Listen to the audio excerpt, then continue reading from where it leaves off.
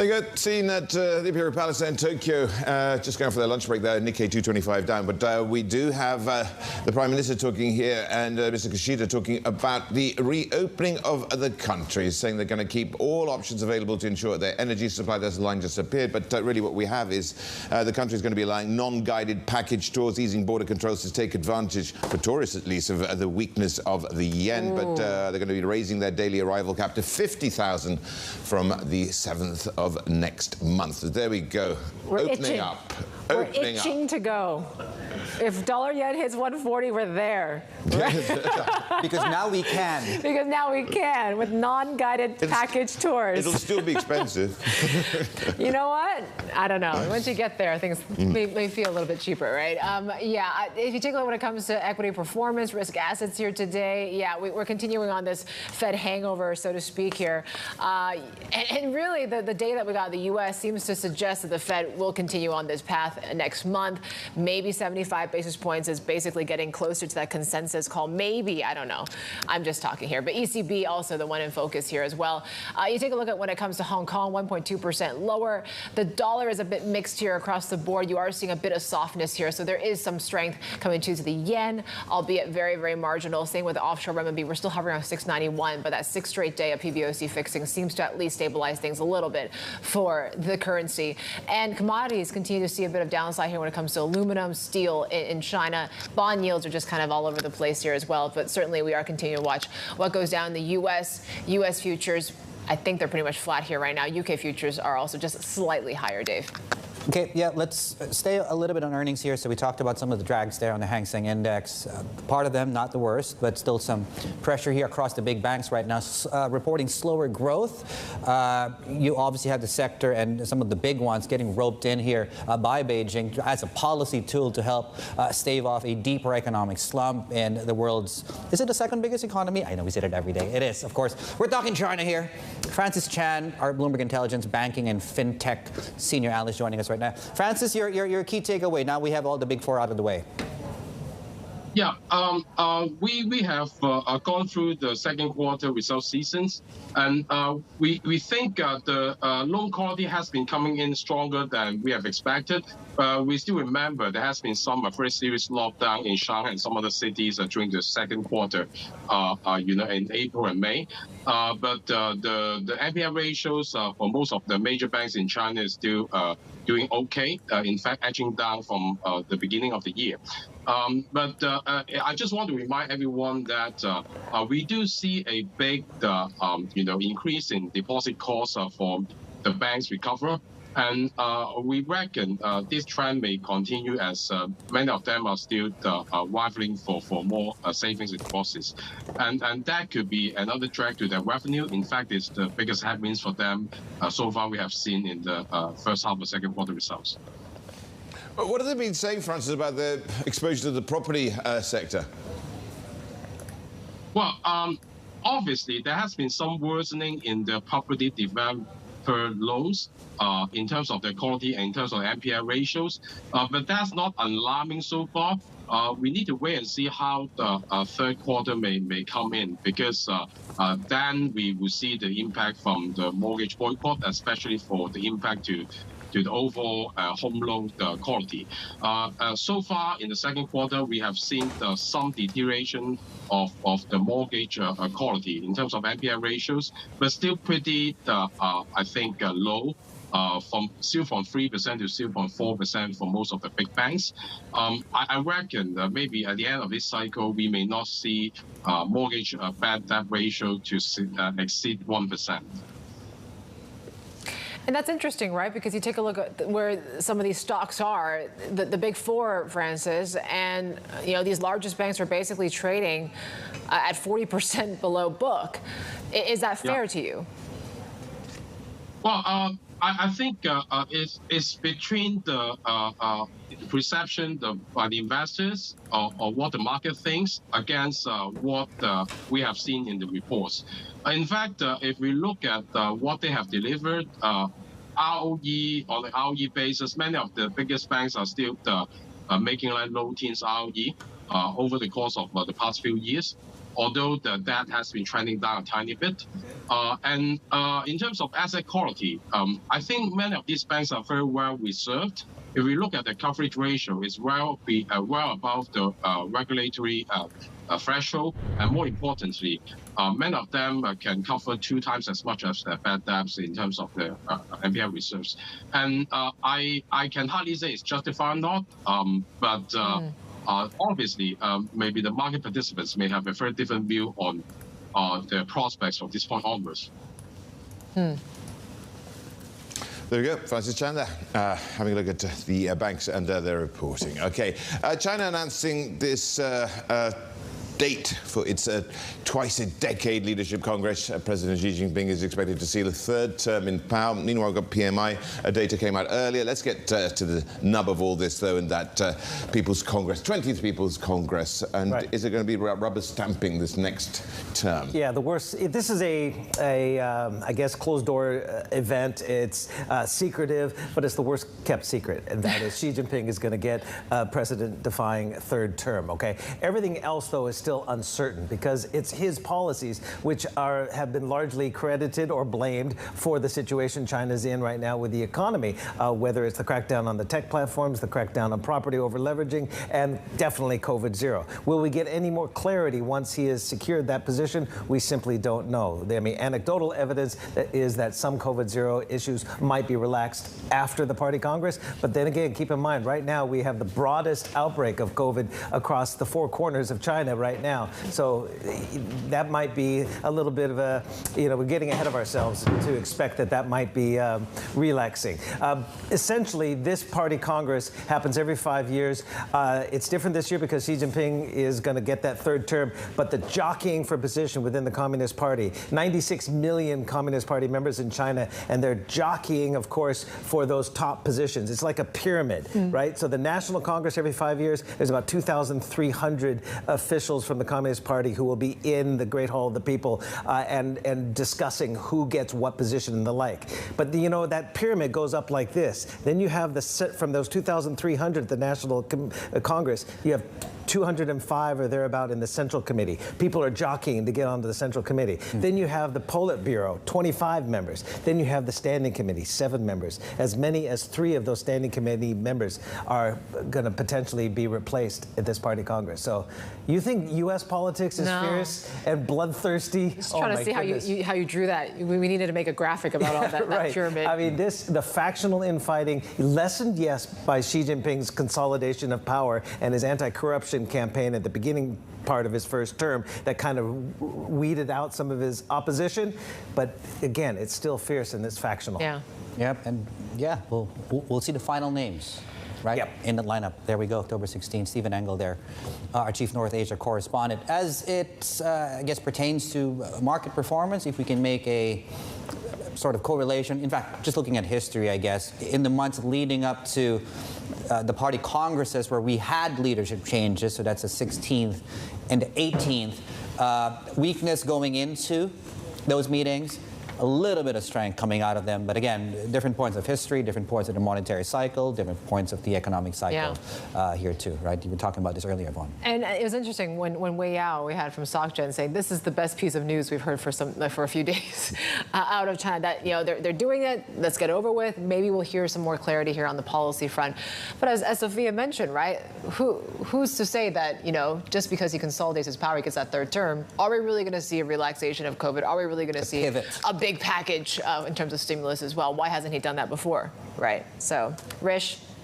Right, first word news time. Japan's factory output increasing in July, adding to signs of a continuing economic recovery. Got industrial production climbing 1% from June, led by cars, boilers and turbines. Economists had forecast a half-point decline. Retail sales edging up 0.8% in July from the previous month. It's a sign of resiliency in consumer spending, even as we've been seeing COVID cases surge.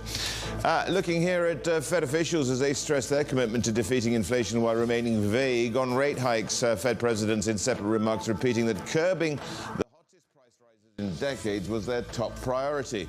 New York's John Williams seeing rates heading somewhat above 3.5%, and Richmond's Thomas Barkin saying he'll focus on data before making a decision.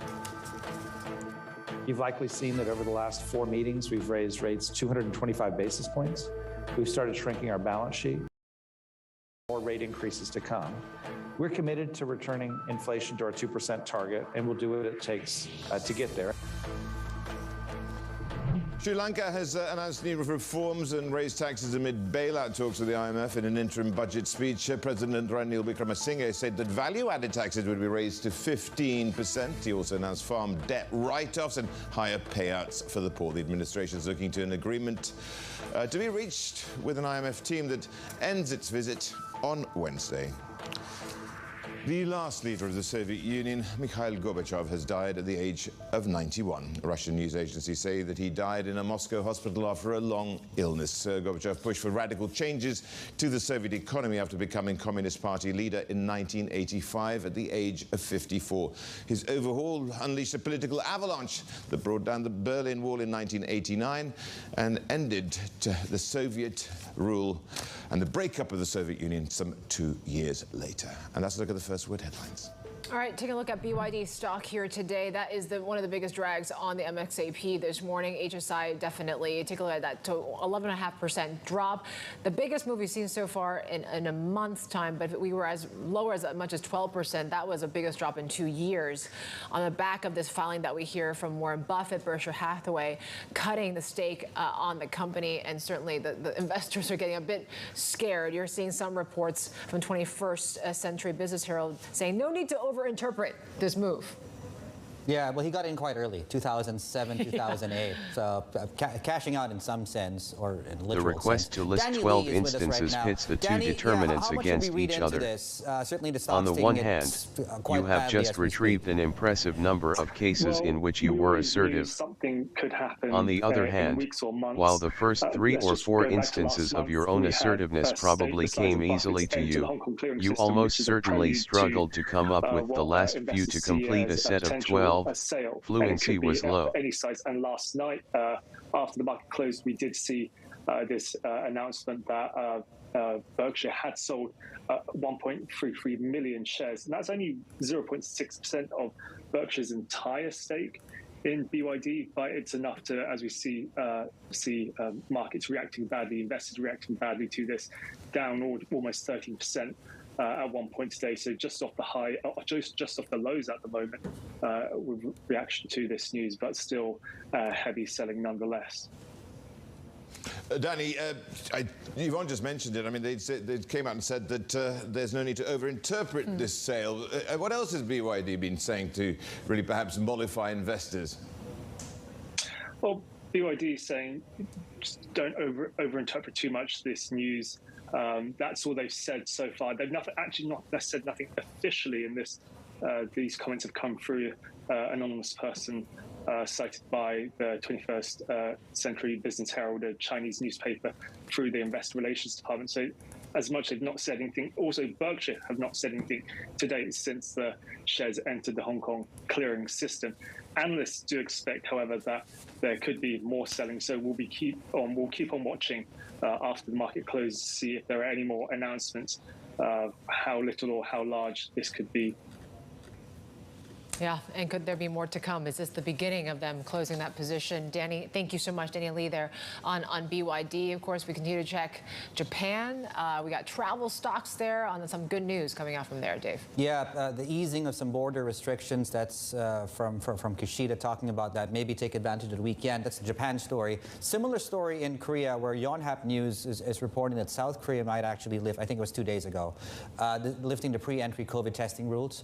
So obviously similar sort of theme here across these markets, reopening here of borders to hopefully welcome in those stories and take advantage really of this Fed not pivoting and a strong dollar. Yeah, go shopping, right? Yeah. Drink and be merry. Oh, man. Tokyo and Seoul. I miss it. I miss it so much. Coming up, we're going to talk a little about the world's largest humanitarian network is appealing for critical relief supplies for Pakistan. More next from the International Federation of Red Cross and Red Crescent Societies. This is Bloomberg.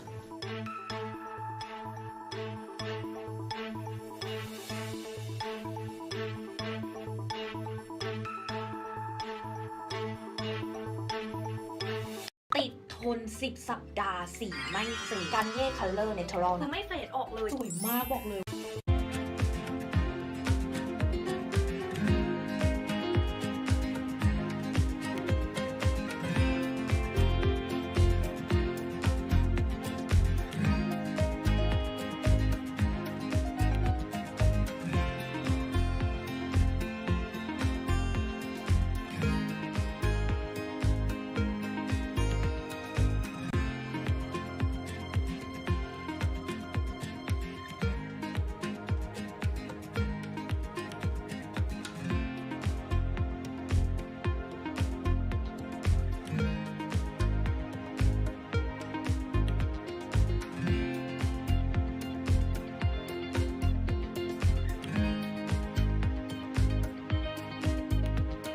Chinese CFOs are reshaping the C-suite, positioning companies to meet the next generation of challenges, breaking out of traditional roles to become Chief Future Officer.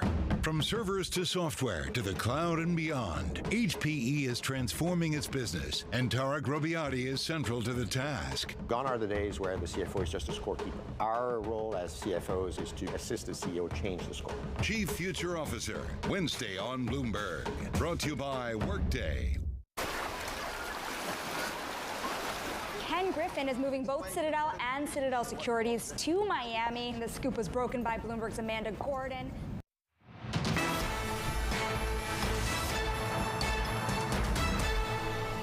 The Pakistani people are facing a monsoon on steroids, the relentless impact of epochal levels of rain and flooding.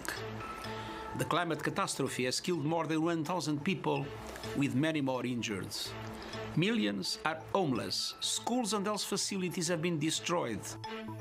The scale and magnitude of the current floods is unprecedented, whereby the country received rainfall equivalent to 3 times the national 30-year average.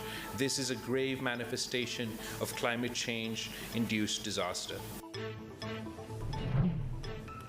There you go, Pakistan's foreign minister there and the UN Secretary General talking about this flood emergency, which is seen as a climate catastrophe here. We've got about a third of the country, about an area the size of Italy, which is underwater. We've got about nearly 500,000 people now who are seeking shelter in camps, and they need at least $10 billion to really alleviate the situation, and that's how much it maybe will cost the country. And against this background of the IMF coming out with a small, in comparison, billion loan, 1.1 billion loan from the IMF here as well. Of course, there's political turmoil, there's rampant inflation, which doesn't help either. We've got, I think, the second highest inflation rate in Asia that Islamabad is having to contend with. And it's just another, as you say, challenge for Pakistan, because now, given just the weather impact, that they're going to have to divert a lot of those resources now to rebuilding the country. So certainly, you know, it is one headwind after another, Dave, and a lot of questions on what more relief is still needed.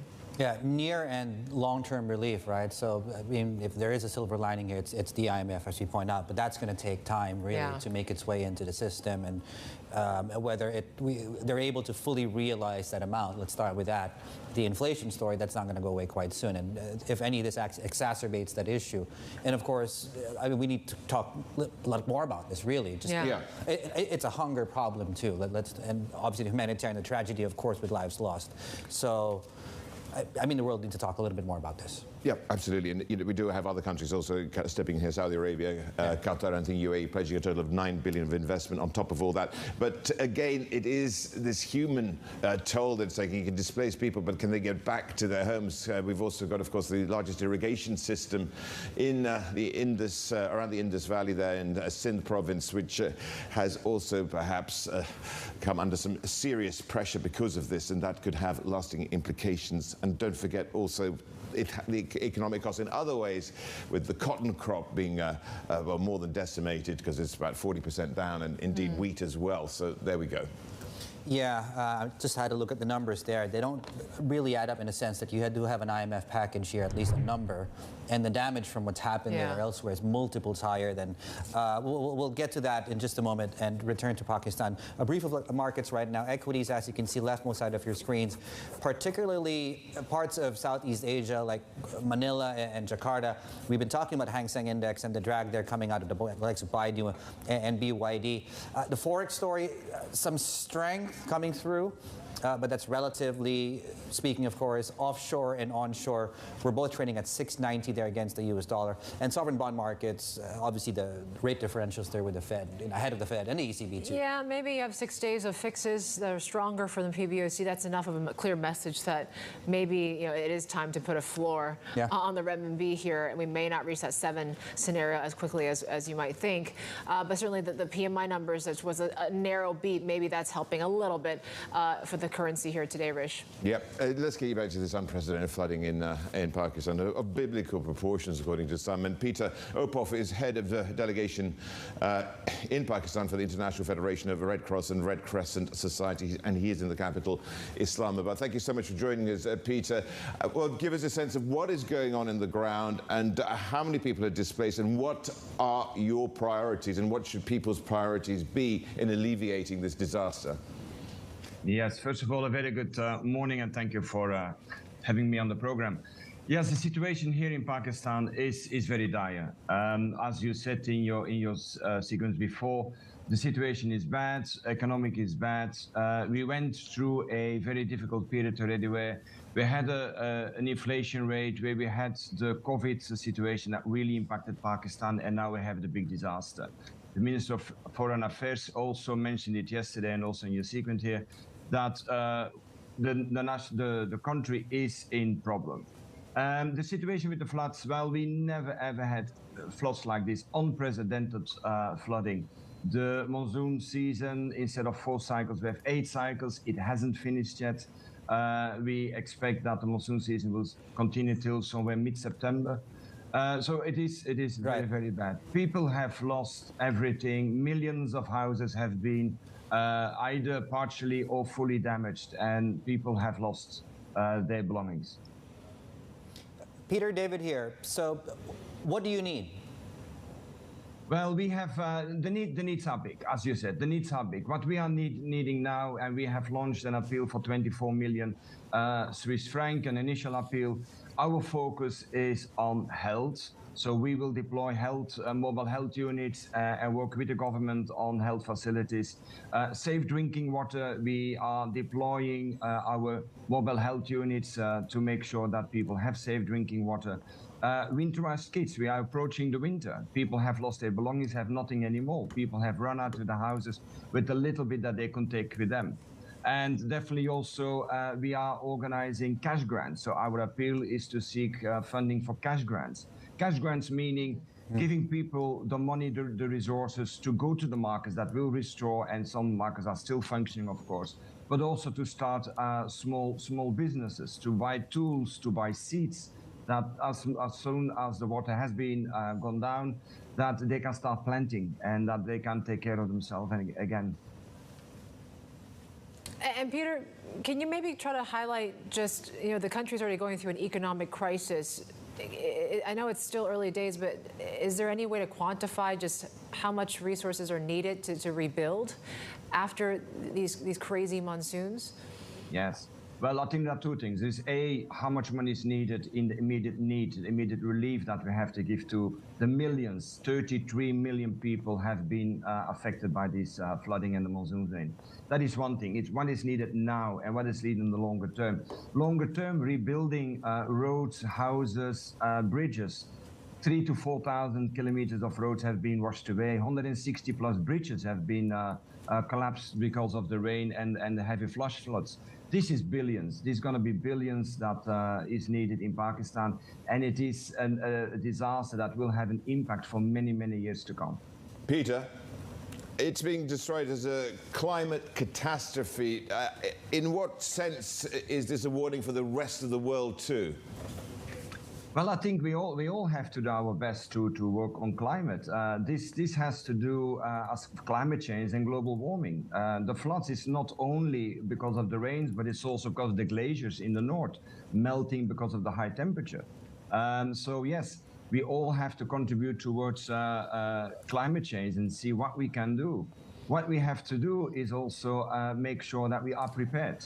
And nobody can prepare for a disaster like this. But we have to be prepared, like for Pakistan Red Crescent, we had our stocks preconditioned in the district. So our response was much faster. We have worked with communities, and we continue to work with communities to prepare them in case of disaster. What do you do? How do you get faster to higher ground? What are early warning systems? That is what we have to do. So it is, again, it's a two-way thing. We have to work on climate change to avoid climate change. And at the same time, of course, we have to work with governments and communities to make sure that they know how to react and what to do in case of disasters. Peter, take care. Best of luck. Great speaking with you, of course. And yeah, let's touch base again. Peter Ophoff there out of the International Federation of Red Cross and Red Crescent Societies here. Let's just have a look at where we are market-wise. Futures, U.S. futures, European futures. And as we head into the next hour, India opens up. And we have some GDP numbers out of India today. Yeah, and they're closed, but certainly one to watch here. Of course, there has been a lot more of that optimism getting into this equity market. And so we'll see how this all plays out. This is Bloomberg.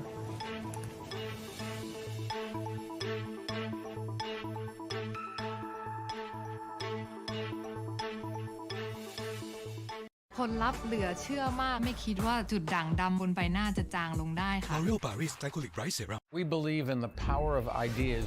That's why we launched Bloomberg New Economy Catalyst. This platform will help them share their ideas to reshape our world. Bold thinking, breakthrough action. Bloomberg New Economy Catalyst.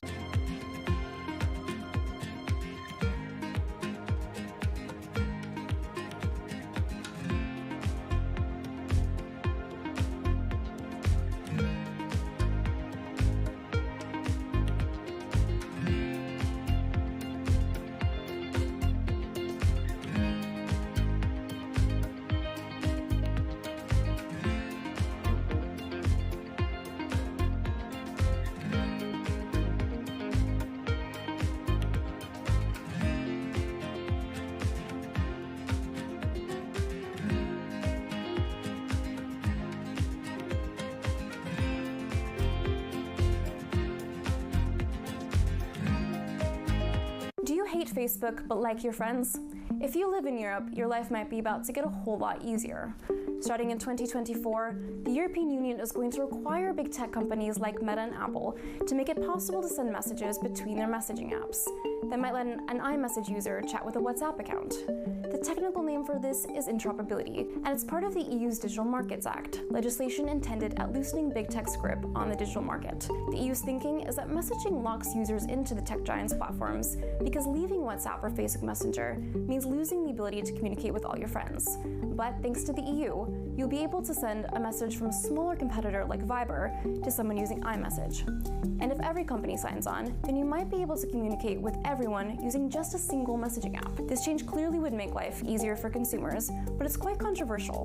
Some technologists think it could break end-to-end encryption or stifle the innovation that makes messaging platforms fun. And if smaller companies like Signal or even the big tech companies decide they don't want to use these new technical standards to connect their massive messaging platforms, some argue the law is completely useless. It will take several years before the EU's rules go into effect, but if this new interoperability requirement works, it could have a huge impact on big tech's behavior and the way you communicate.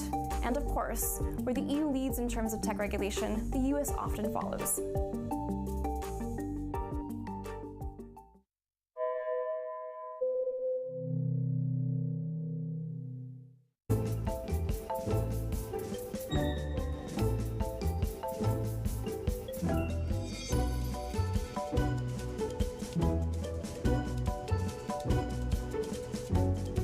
Case of cryptocurrencies today, I think now's the time to get in, it's good, or now's the time to wait to see where the market's going? The biggest thing I would say is don't put in more than you're, fine losing.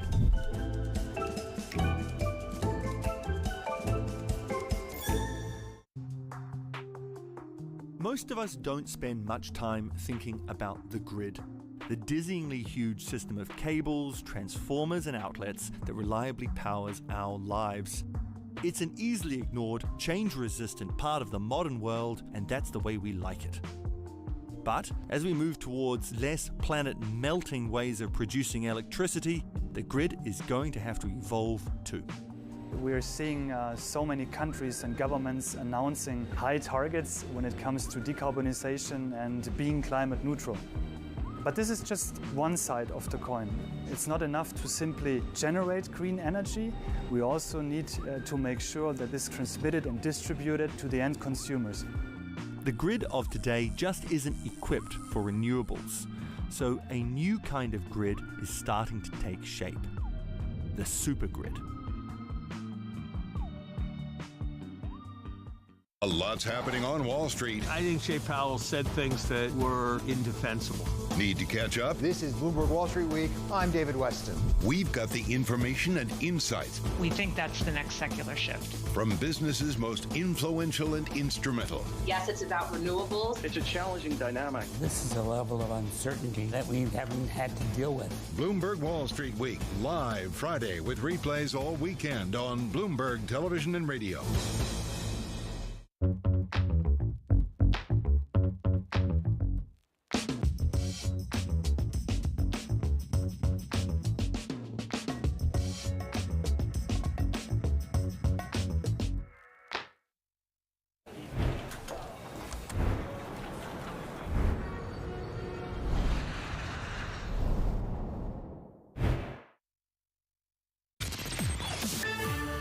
From the heart of where innovation, money, and power collide, in Silicon Valley and beyond, this is Bloomberg Technology with Emily Chang.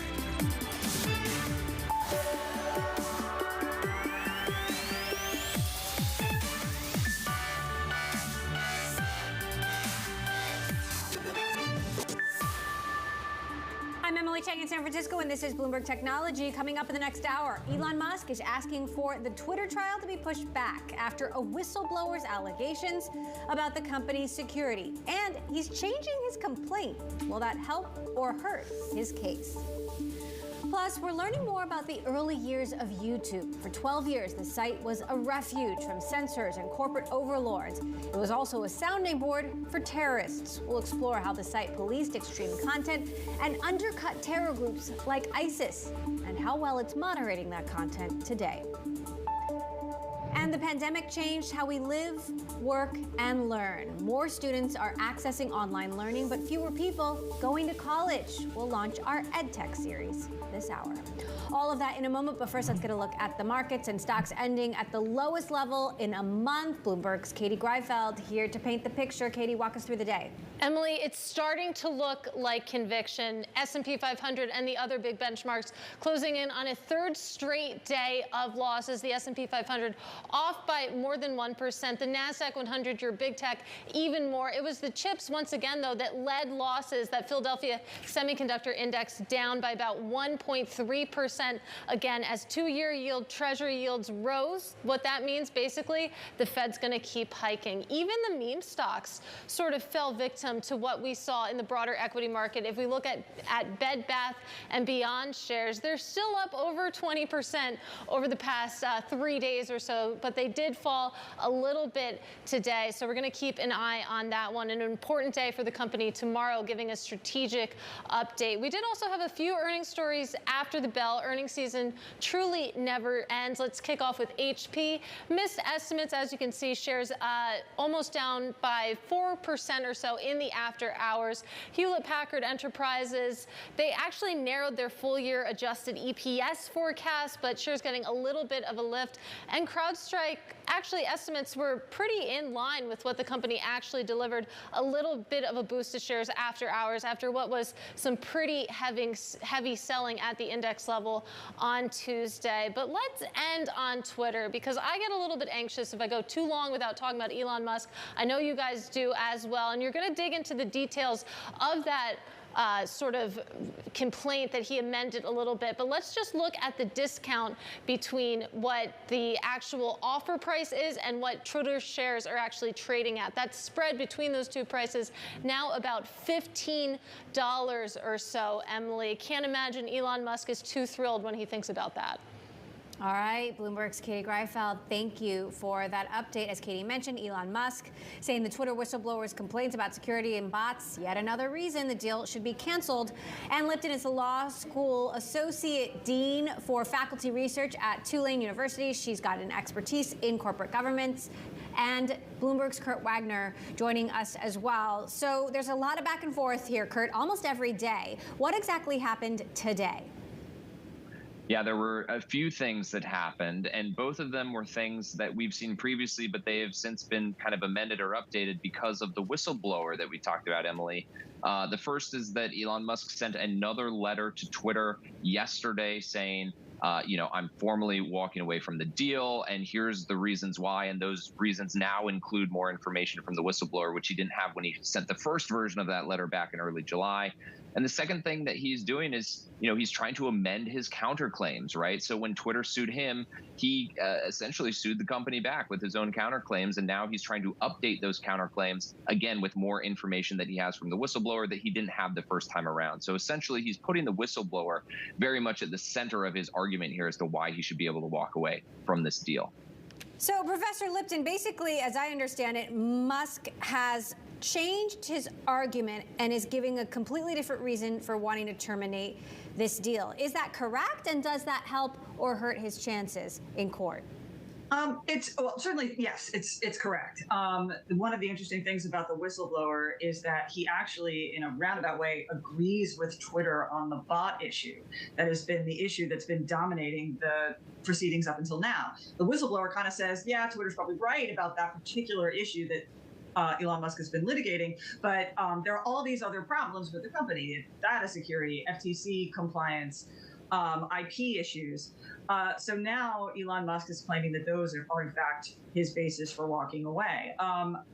In terms of helping or hurting him, the first question is whether the court will even allow him to bring all this stuff in now. I mean, paper discovery was supposed to end yesterday. This would require, and Musk has requested, moving the trial date back to November, reopening discovery. And so there's the first question is whether the court will even allow that.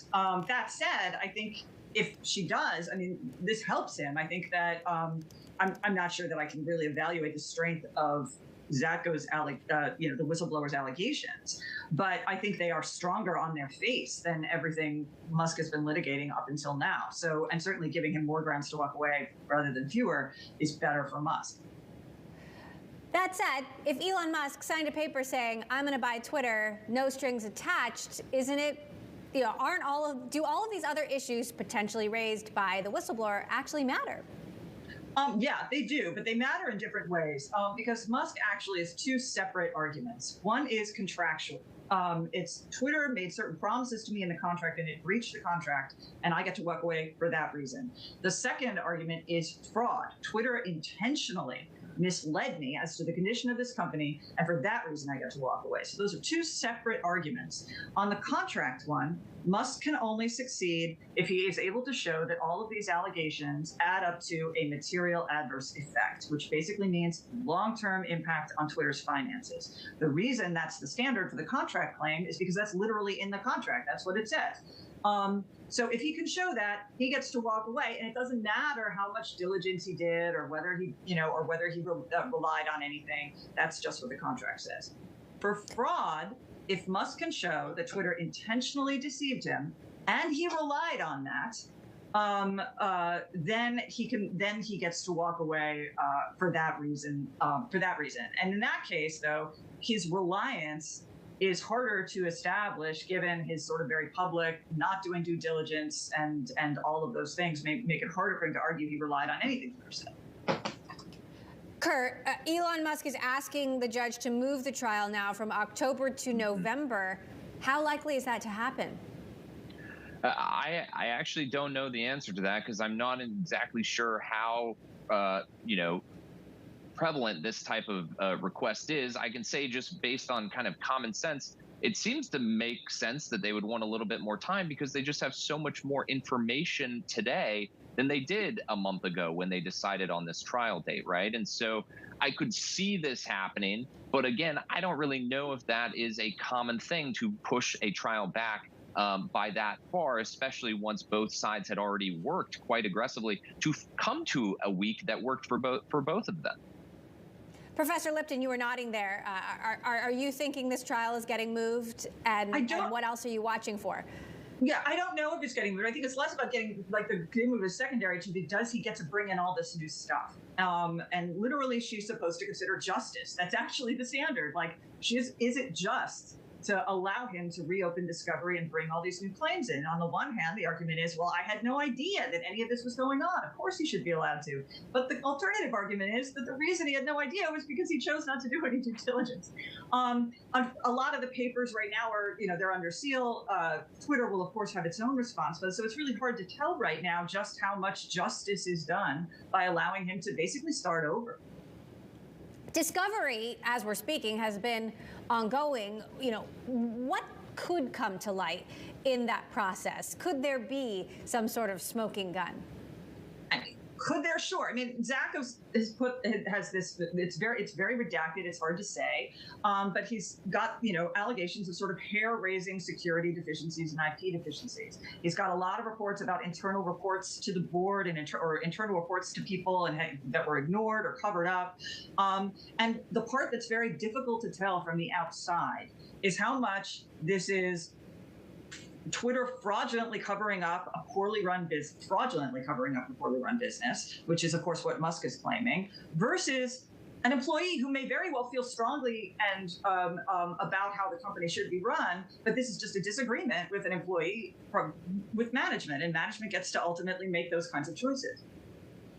All right, thank you both for helping us work through some of these very complicated and ever more complicated issues. Tulane Law School Associate Dean for Faculty Research Ann Lipton and our very own Kurt Wagner. Appreciate it. We're also following news about potential layoffs for some of the biggest social media platforms. Snap is planning to lay off around 20% of its nearly 6,500 employees following weeks of planning, according to The Verge. Layoffs will start Wednesday. Business Insider reporting Meta is also planning to lay off hundreds of Facebook contractors in the United States. This as the company looks to source more jobs outside the States. Coming up, we'll take a deep dive into YouTube's content moderation challenges over the years and how they're not over. We'll discuss. This is Bloomberg.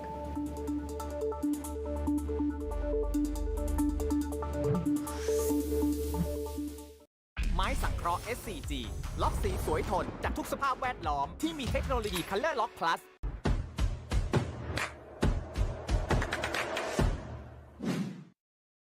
We believe in the power of ideas. That's why we launched Bloomberg New Economy Catalyst. This platform will help them share their ideas to reshape our world.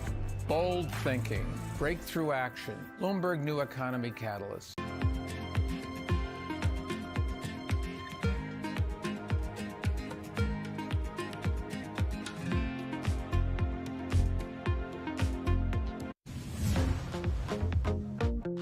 For parents and anyone out there who still doesn't quite understand, what exactly are kids doing on Roblox? Kids on Roblox aren't just playing, they're learning, they're hanging out together.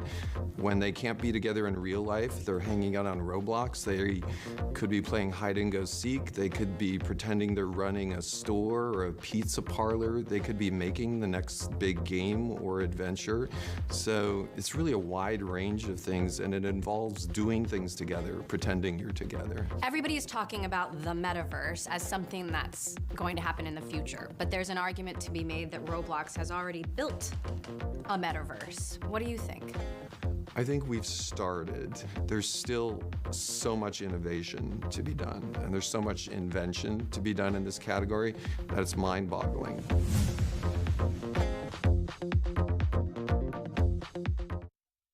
The difference between missed opportunity and actionable intelligence. For in-house attorneys who strive to provide superior counsel and strategic advice, Bloomberg Law offers an unmatched platform of analytics tools and business intelligence.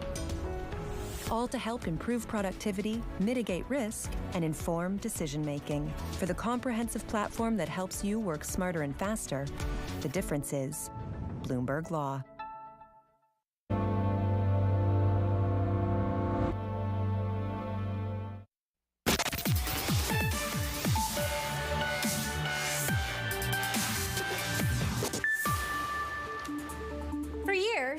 everyone was welcome on YouTube, no matter how extreme their views. But as the social giant became one of the most visited sites on the internet, the company has consistently struggled to adjust. And some staff say kept a double standard when it came to moderating extremism on its platform.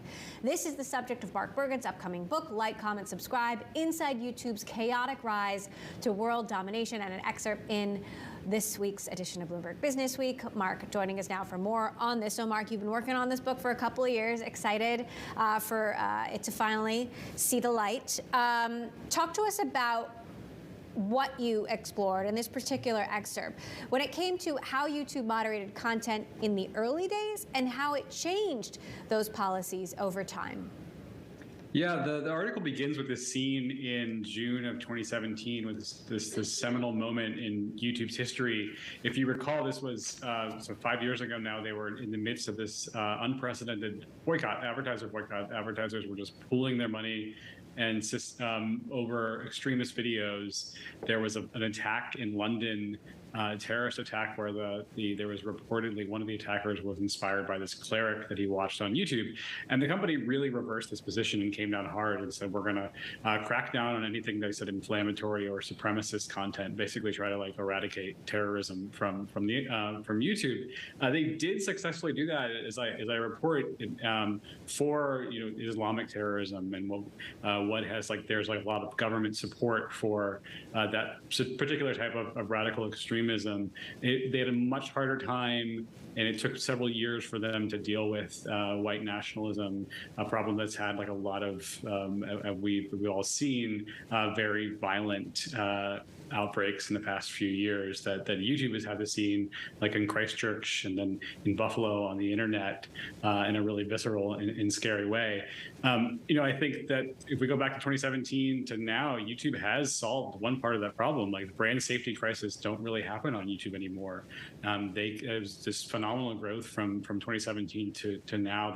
Their ads business has grown by 20 billion, and they really have a different sort of problem right now. Their issues are more regulatory, and they're looking at their brands. They're looking at TikTok in their rearview mirror. So I certainly not a lot of their problems are solved, but the central problem that they dealt with was that they built up this phenomenal platform without a lot of the safeties and guardrails in place until 12 years into its existence.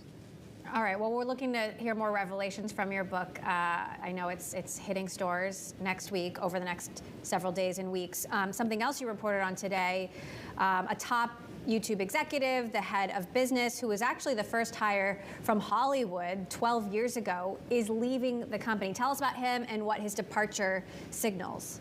Yeah, Robert Kinsel is I'd say the most senior, as the longest serving senior executive at YouTube. He's been there since 2010. And has been leading their content division, which has had all these sort of fits and starts that are really interesting. At one point a few years ago, YouTube was leaning in on, they had original programs and were for their subscriber-only competitor to Netflix, Amazon Prime, and basically entering the streaming wars. They pivoted away from that entirely, dropped that program earlier this year, officially moved into Shorts, which is their competing product with TikTok, e-commerce, YouTube TV, a lot more sort of horizontal businesses, what Google's more accustomed to than taking on Hollywood. I thought it was really telling that Kinsel is leaving. Next year, Google announced his replacement is his ads executive, who is currently based in Northern California, not in Hollywood and LA. Meantime, I want to get your thoughts on another developing story. Trump's Truth Social app has been blocked by the Google Play Store. What do we know from Google about why, and how has the Truth Social team responded? Yeah, the latest wrinkle in Trump versus Silicon Valley. So Google's said in a statement that they only allow apps that have effective content moderation policies in place. Truth Social responded saying that they do and that they deserve to be out there and have their voice. It seems like Google's sort of standing pretty strong in this. I mean, I imagine they knew it was going to be covered and have political ramifications for taking this stance. I think given how we first started, the irony that Google's imposing companies have strict content moderation when it wasn't too long ago when YouTube really struggled with this problem. But that is the benefit of I guess that's what Google can do when it's this gatekeeper to the most popular mobile software in the world, as well as YouTube. So it shows, I think, just the power of these companies in critical ways, and it shows how much they've evolved in the past few years. I don't think Google would have made that position. All right, a story we'll continue to follow. Bloomberg's Mark Bergen, thank you. Please pre-order Mark's book, like, comment, subscribe. It is out September 6th, and it is a riveting read. All right, coming up, AI research getting a boost. We're going to speak with Mark Raybert, founder of Boston Dynamics, about the new institute he will lead focused on the state of AI development. This is Bloomberg.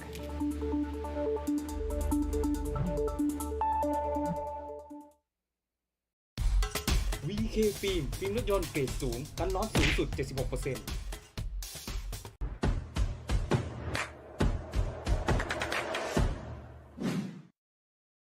You will put a woman on Mars. You will be the first chief crypto officer, because when you subscribe to Bloomberg, you won't just get news. You will get insight into limitless possibilities. Before you change the world, Bloomberg.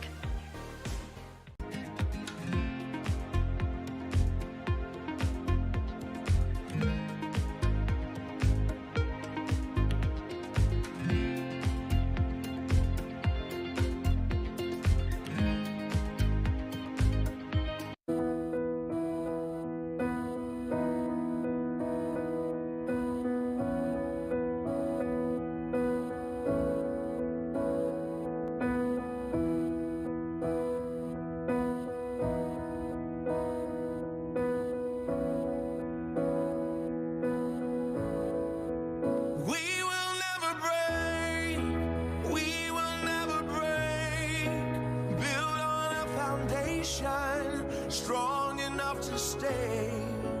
We will never break. As the water rises and the mountains shake, our love will remain. We will never, no, never. We will never, no.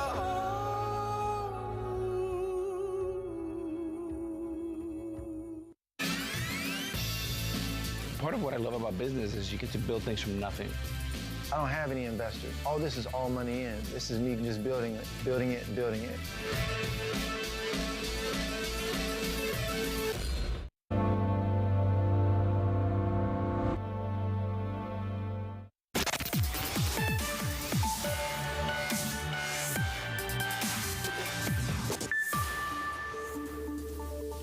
Last year, Hyundai acquired a controlling stake in the robotics giant Boston Dynamics. Now, the car manufacturer is launching the Boston Dynamics AI Institute, a research-first organization that aims to spearhead advancements in artificial intelligence and robotics with a $400 million investment. Let's talk about all that and more with the Institute's executive director, Mark Raybert, also the founder of Boston Dynamics. Mark, great to have you with us. So obviously AI is one of the most powerful, promising, and potentially terrifying technologies invented in human history. What are your goals with this institute to confront that? Hey, Emily, thanks for having me on. Robots have come a long way, but they still have a long way to go. Compared to people, robots are still pretty stupid. And it takes a lot of work to get them to do anything you want them to do, a whole fleet of programmers. So one idea of the Institute is to make it easier to tell robots what you want them to do. Could you imagine having a robot that can watch you perform a repair task or an assembly task and then have it understand what it's seeing and then figure out how to do it itself? Now, that's science fiction today, but I think if we make a diligent effort and get the right people and have a sustained effort, we can make robots that do that and generally make them easier to use. It's interesting that you say robots are still pretty stupid. We also recently interviewed a Google engineer who claims that Google has developed artificial intelligence that actually has feelings, that computers have feelings, are sentient. What do you think? You know, I think when people see the Boston Dynamics robots doing things like dancing or climbing or, those physical things, they assume that they also have the intellectual capabilities of an animal or a person. And that's just not the case. I'm not saying there aren't some narrow areas where AI has made progress, but, if you were here, and this is my home workshop, if you were here, I could show you how to do a task. And even if you didn't know how to do it, in 15 minutes, you'd have no trouble having observed what I showed you, maybe done a little experimenting, and figured out how to do it yourself. Well, that's a long way from where we are now, where you need very sophisticated programming in order to make robots do almost anything that they do. Google also bought Boston Dynamics back in 2013. It's been a long journey from there. Sold it to SoftBank. SoftBank sold it to Hyundai. What's it been like working with Hyundai at this stage of the journey? Oh man, it's been great. Their chairman is very forward-looking, and he's got a team of execs who are really excited about making the future happen. You can see how great their cars are doing in the market. But I think one of their ideas is that they don't want to be an old-fashioned car company. Really, today you need computer science and AI and other new technologies if you're going to remain competitive. And I think both Boston Dynamics acquisition and the starting of this institute are means of strengthening that element of what Hyundai is. So it's really been a pleasure. Now, also in that interview that I mentioned with the engineer at Google, he criticizes and questions the power that Google has over all of this technology it's developing. Take a listen to what he had to say. We need to start figuring out why Google doesn't care about AI ethics in any kind of meaningful way. Why does it keep firing AI ethicists each time we bring up issues? Given your work with Google, do you think Google is asking the right questions about the ethics of the technology it's developing? And are all of these companies asking the right questions? Because there are companies around the world, including Boston Dynamics, developing artificial intelligence. It's a company that size of any of these big tech companies have lots of different people with lots of different opinions. And I think that to some degree, the fellow we were just listening to, he was just one of many. I don't know the details about that, so I don't really want to judge. I'll say that it was a pleasure working for Google. We both at Boston Dynamics and at the Institute are going to have been paying attention to some of the ethics of these problems. I think having an open discussion about what the pros and cons are of automation and robotics is a good thing to do. We plan to have a group working on that. I'm not embarrassed about my own opinions about these things, so we're going to try and have an open discussion.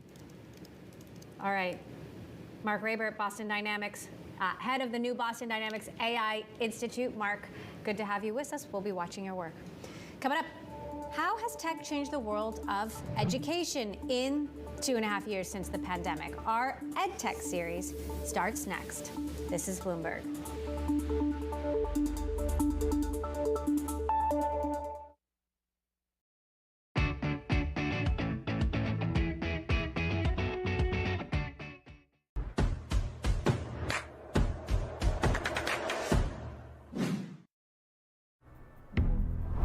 At Bloomberg, we believe in the power of ideas. That's why we launched Bloomberg New Economy Catalyst. It's a community of global leaders and innovators who are blazing new trails to transform business and government. This platform will help them share their ideas with the world and provide access to the resources they need to bring them to life. Bold thinking, breakthrough action. Bloomberg New Economy Catalyst.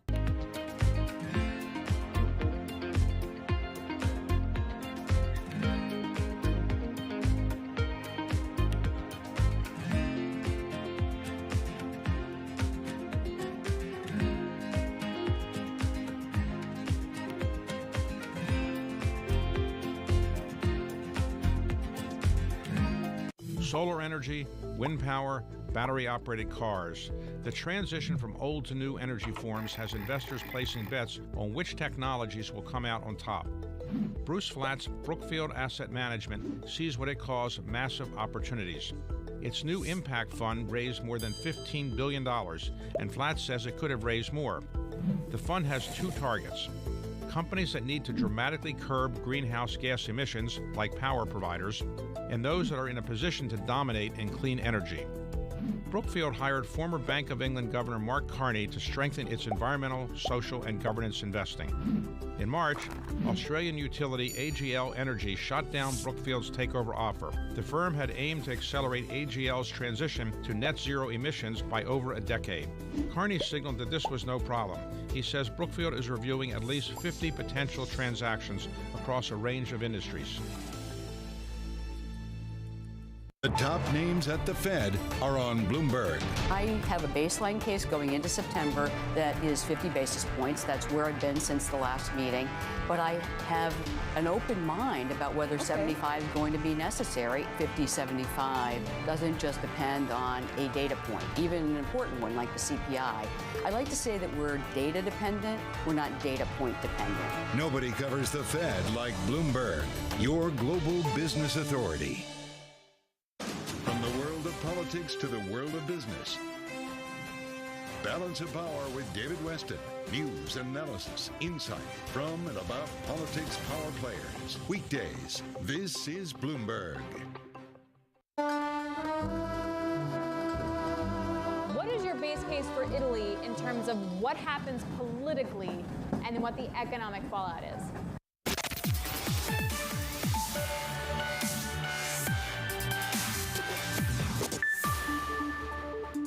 Welcome back to Bloomberg Technology. I'm Emily Chang in San Francisco. It is the third back-to-school season since the pandemic upended how we work, live, and learn. We now rely on technology to learn more than ever before. And this week, we're taking a look at the intersection of innovation and learning.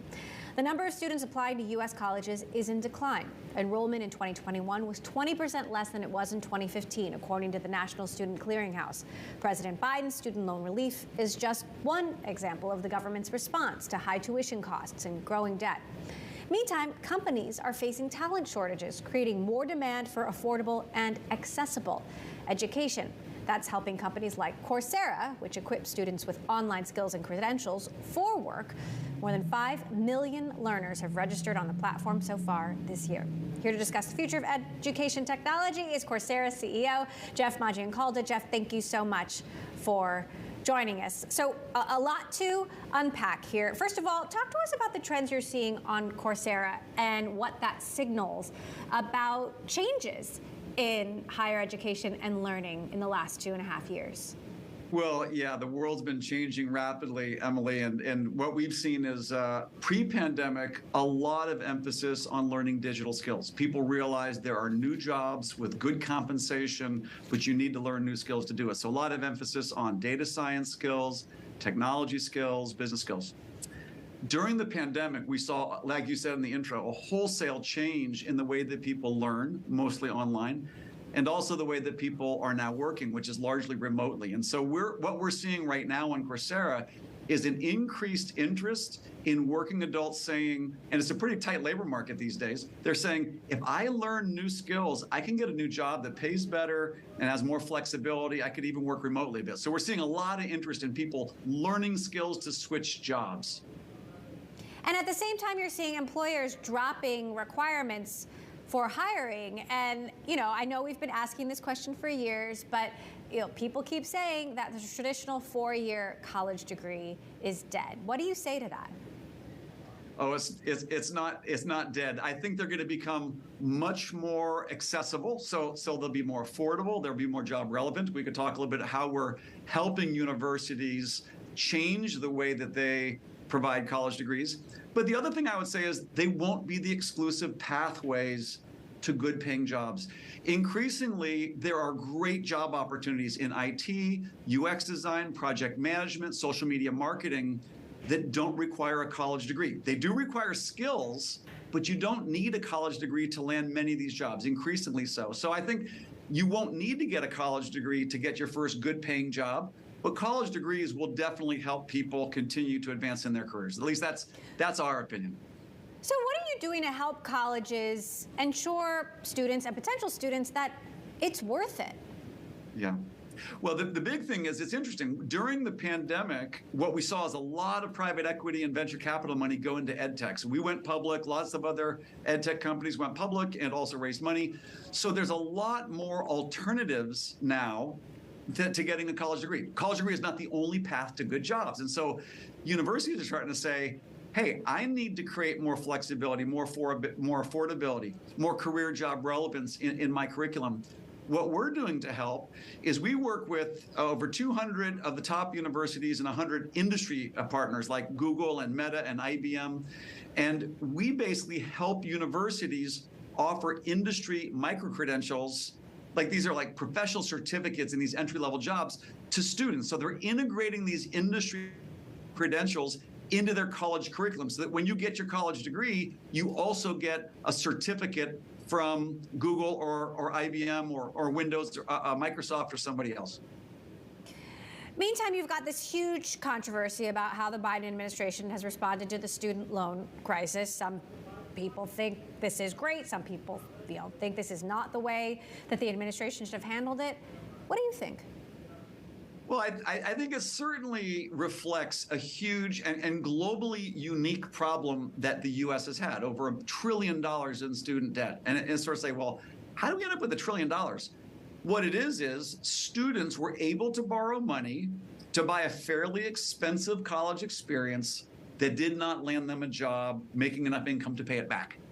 And so your earlier question about how do universities need to change to create a better proposition for students. I mean, make degrees more affordable, make them more tailored to working adults who can't quit their jobs and move to a campus, but also make them more job relevant. So a lot of what we're doing is actually creating collaboration between industry and universities to help reinvent the college degree so that they're not so expensive. And when people get a college degree, they have a much higher chance of landing a job when they graduate. So what are the trends that you're seeing that you think we're not talking about enough? Trends that we might find surprising? I think everybody knows after COVID that people are now starting to do a lot more online learning all over the world. We had 47 million learners on Coursera at the beginning of 2020. 30 million more came during 2020, during the pandemic, and now we're at 107 million. So clearly there's been a big shift towards online learning. That's pretty well known. There's a lot of observations and I think some arguments about remote work. Will workers work remotely? What I think people aren't necessarily appreciating is the power of putting these two things together. Once anyone in the world has access to high quality learning and even college degrees online, and anyone in the world who learns these digital skills can start getting these jobs and working in these jobs, even if the jobs aren't in their cities or their states or maybe even in their countries, suddenly you have much more equal opportunity to learn and also more equal opportunity for good paying jobs. So I really think that maybe the legacy of the pandemic is going to be way more people in the world will become more educated and have a much better chance of landing a good job. Meantime, obviously, we're going through a huge market contraction, but Coursera shares are down since you went public, as are many public companies in this economy. You know, we've long had this question, will investors see the benefit of ed tech and ed tech, quote unquote, companies? What's your message to investors? Why should they? Clearly, the growth is there based on the numbers you're giving us. What's your message to investors? Well, the growth is there. I mean, the message to investors, they already know this, but what everybody focuses on is how big is the market opportunity that a company's going after, right? Today, higher education globally is a $2 trillion market. There's about $2 trillion per year in tuition being spent on college degrees.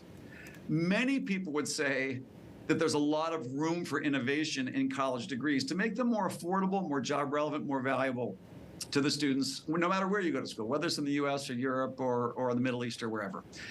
You know, what we need to show for investors to be excited is a very big opportunity that generates, you know, high revenue growth with predictability and then good operating leverage so that you become more profitable as you get bigger. And so what we've mostly been focused on at Coursera is growing. And to your point, in Q2 we grew year on year 22%. Some segments of our business are growing much faster than that. But ultimately, we see this. We've been around for about 10 years. We see this as a multi-decade opportunity. We've been growing, 59% year on year in 2020, 46% in 2021. We see a lot of growth ahead, and it's really going to come down to reinventing the way people not only get educational opportunities, but also how they get better access to career opportunities as well. All right. Coursera CEO Jeff Maggioncalda. Jeff, thank you so much for joining us. Fascinating to hear your thoughts on all of this. Appreciate Emily, it. thanks for having me. Okay, coming up, the potential of decentralized autonomous organizations, or you might know them as DAOs. We'll discuss next. This is Bloomberg.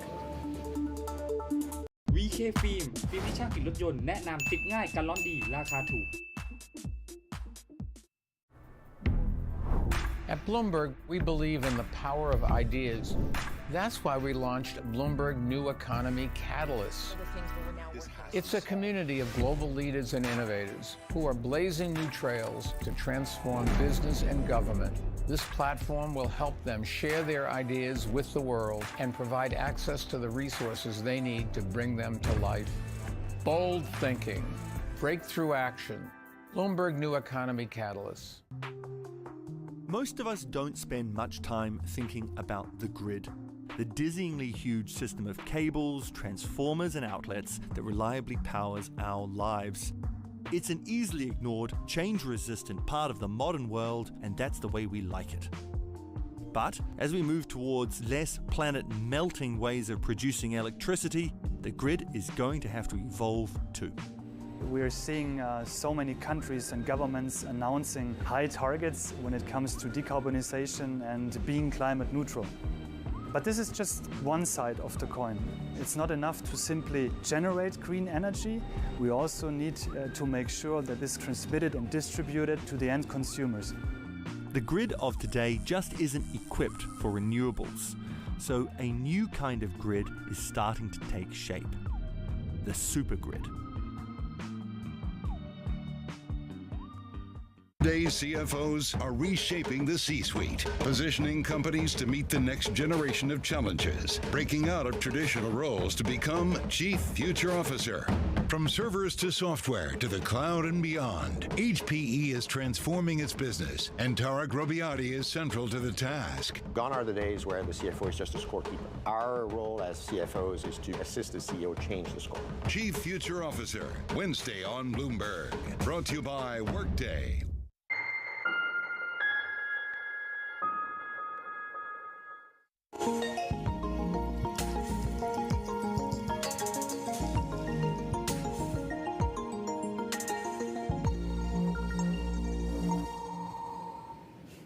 It's time now for our crypto report, and today we're taking a closer look at DAOs, aka decentralized autonomous organizations.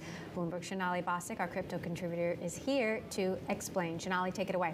Emily, DAOs have a lot of purposes, but today I'm joined by Tekin Salimi, founder of DAO5 and former general partner at Polychain Capital.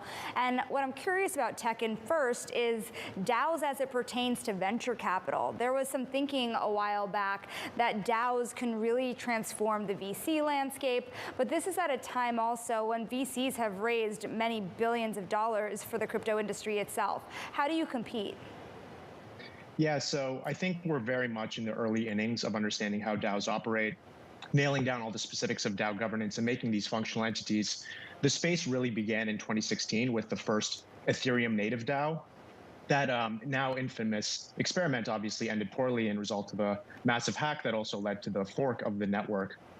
The vision of DAO5 is actually to start as a traditional cryptocurrency venture fund, in that we have outside LPs, we make early stage investments in companies and protocols in our sector, but in the future, we're going to convert the fund entirely into a DAO.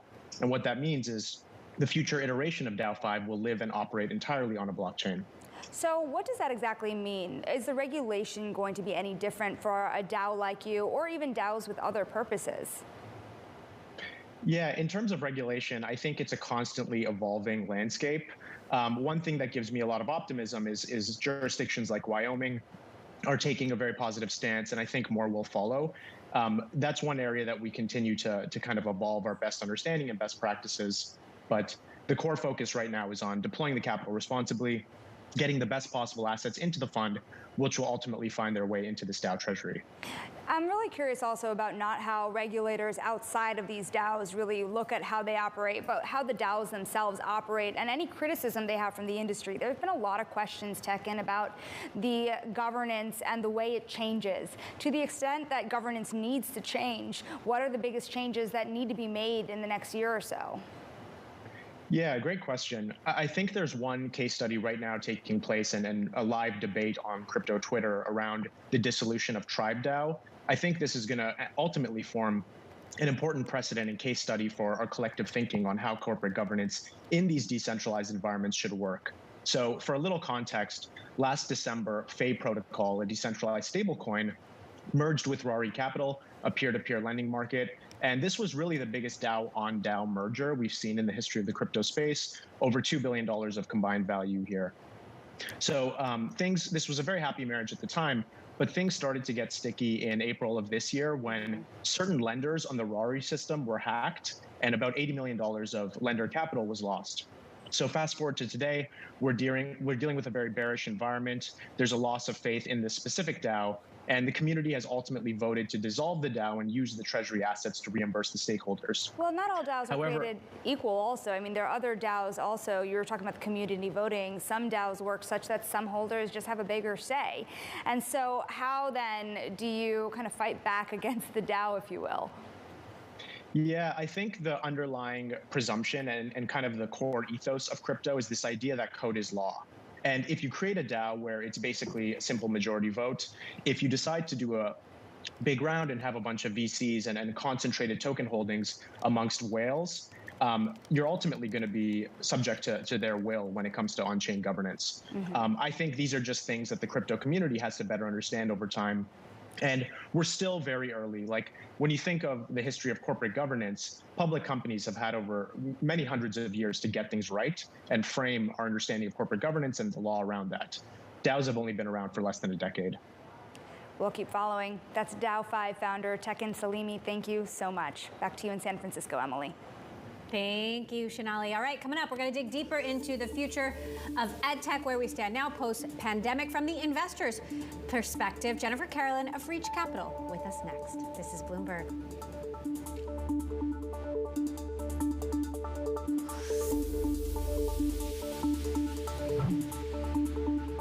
VK ฟิล์มที่ช่างติดรถยนต์แนะนำติดง่ายกันร้อนดีราคาถูก At Bloomberg, we believe in the power of ideas. That's why we launched Bloomberg New Economy Catalyst. It's a community of global leaders and innovators who are blazing new trails to transform business and government. This platform will help them share their ideas with the world and provide access to the resources they need to bring them to life. Bold thinking, breakthrough action. Bloomberg New Economy Catalyst.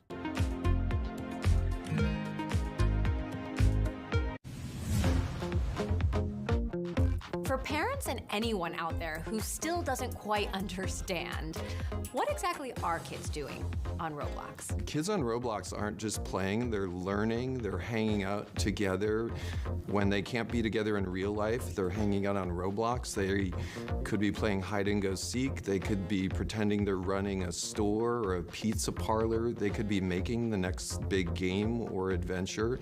So it's really a wide range of things, and it involves doing things together, pretending you're together. Everybody is talking about the metaverse as something that's going to happen in the future, but there's an argument to be made that Roblox has already built a metaverse. What do you think? I think we've started. There's still so much innovation to be done, and there's so much invention to be done in this category that it's mind-boggling.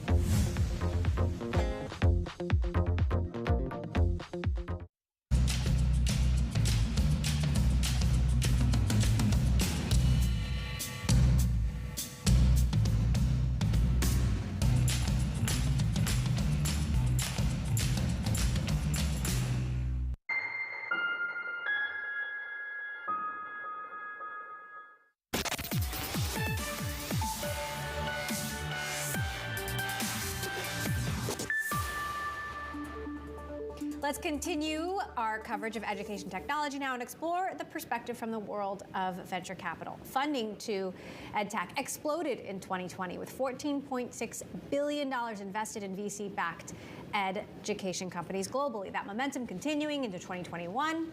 Where is it now? Let's bring in Jennifer Carroll, an investor and a former teacher herself, for more on this. So, Jennifer, Reach Capital was investing in education technology before most other VCs were investing in education technology. But then, of course, everyone jumped on the bandwagon during the pandemic. Where is that momentum now? Yeah, I think the momentum is really strong still. So education's undergoing a lot of change right now. The pandemic accelerated a lot of shifts that began years ago. And that has awoken people to the potential of ed tech. And it's certainly become a much more attractive space for venture capital. How would you say the pandemic has been a kind of inflection point for this industry? Obviously, we know that education technology was becoming more prominent, but it was happening slowly. Then it kind of accelerated very rapidly. Where are we now?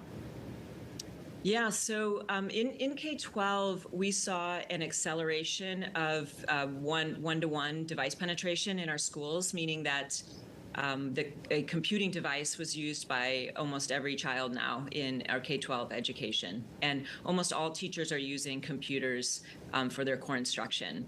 So this just ushered in a whole set of new software companies and digital curriculums and possibilities with remote tutoring that has really exploded the space. And then the global opportunity has also gotten much larger since the pandemic.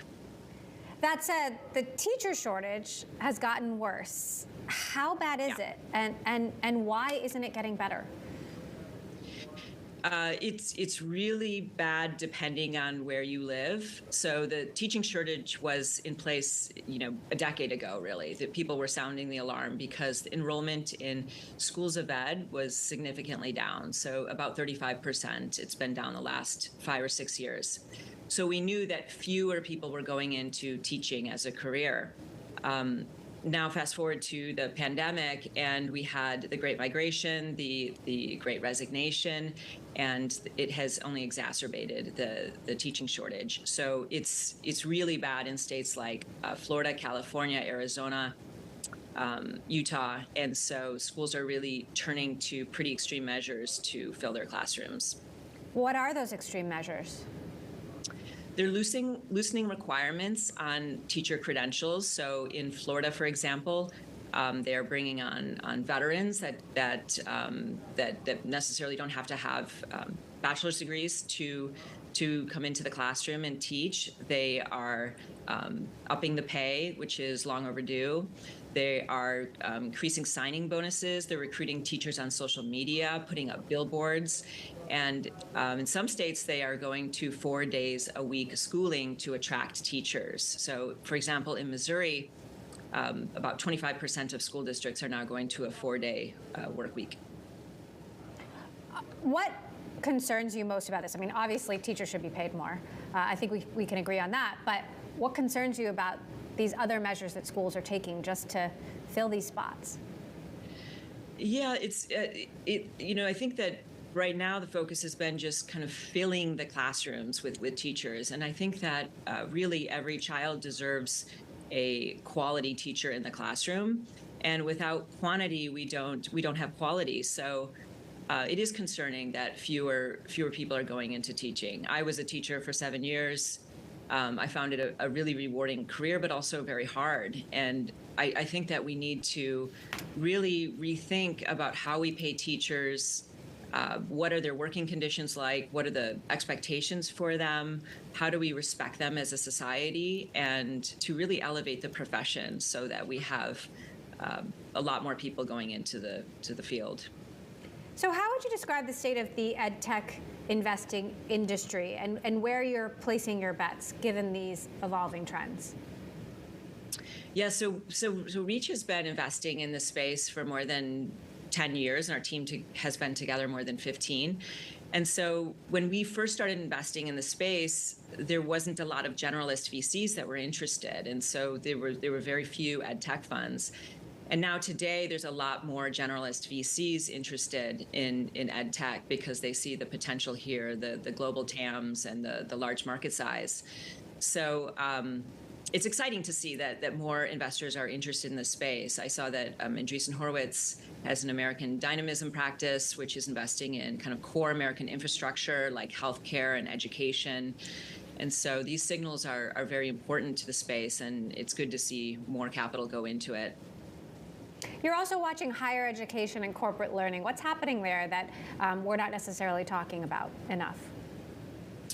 Yeah, in corporate learning, I think this although we're in a downturn market, the job market is still very tight. So businesses, corporations are looking to upskill their own workers, and so we are investing in companies that are supporting businesses to provide career progressions for their employees. So that's a really exciting space. And in higher ed, there's a lot of legacy software that's running the back end of colleges today, and we are investing in innovation in that space. Meantime, there's a huge debate happening right now about whether President Biden responded to the student debt crisis the right way. What do you think, and how will the administration responded impact higher education for years to come? Yeah, so I think that the student debt forgiveness program that Biden passed, I personally was very excited about it. It's going to provide a lot of relief for those most at risk for default and those that are most financially insecure. It also targets the 1/3 of borrowers who have debt but no college degree. And then there's an equity piece here that I think is really important that hasn't been talked about that much, and that is that Black graduates owe on average $25,000 more than white college graduates, and Black families are more than twice as likely to be Pell Grant recipients than their white counterparts. So, this debt forgiveness is going to provide a lot of much needed relief for many people. That said, the rising costs of higher ed are just untenable for most Americans, and they continue to rise, and something needs to be done about lowering the cost of higher ed for sure. And so there's still going to be over $1 trillion of student debt out there, and it's still a major issue for many. Something we'll continue to watch. Jennifer Carolyn, Reach Capital General Partner and co-founder. Jennifer, great to have you back with us. Thank you. That does it for this edition of Bloomberg Technology. I'm Emily Chang in San Francisco. This is Bloomberg.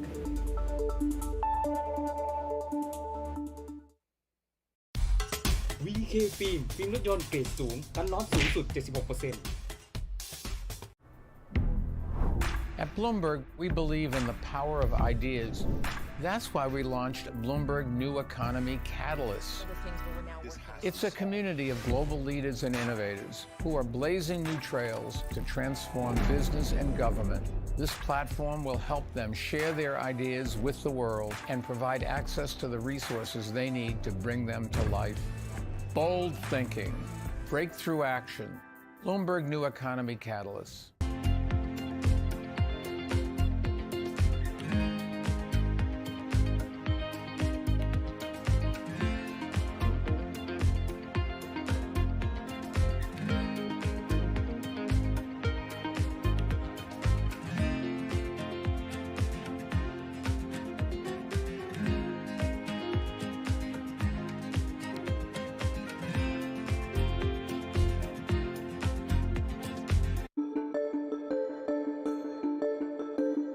Should we anticipate that you will have regulations clarifying what the SEC is going to do on cryptocurrencies and related kinds of things in the near future? It's pretty clear that many of these tokens may be securities. What we've asked the trading platforms, the lending platforms, the other various venues to come in, to work with us, to get registered under the securities laws, because if a platform has 50 or some of them 500 tokens on their platform, probabilities are they're not all non-securities. Now, there's another issue that has arisen, which is called gamification, which is to say people are making a game out of trying to buy stocks. Are you worried about this phenomenon? We live in the 2020s in a new digital age where applications on our phones can use massive amount of data and then predict our behavior. What do we do when the digital algorithms are maximizing for the company's revenues rather than our returns? And so we're trying to think that through. It's not just gamification, it's a little bit more than that. It's whether there's a conflict between the app and our investment returns.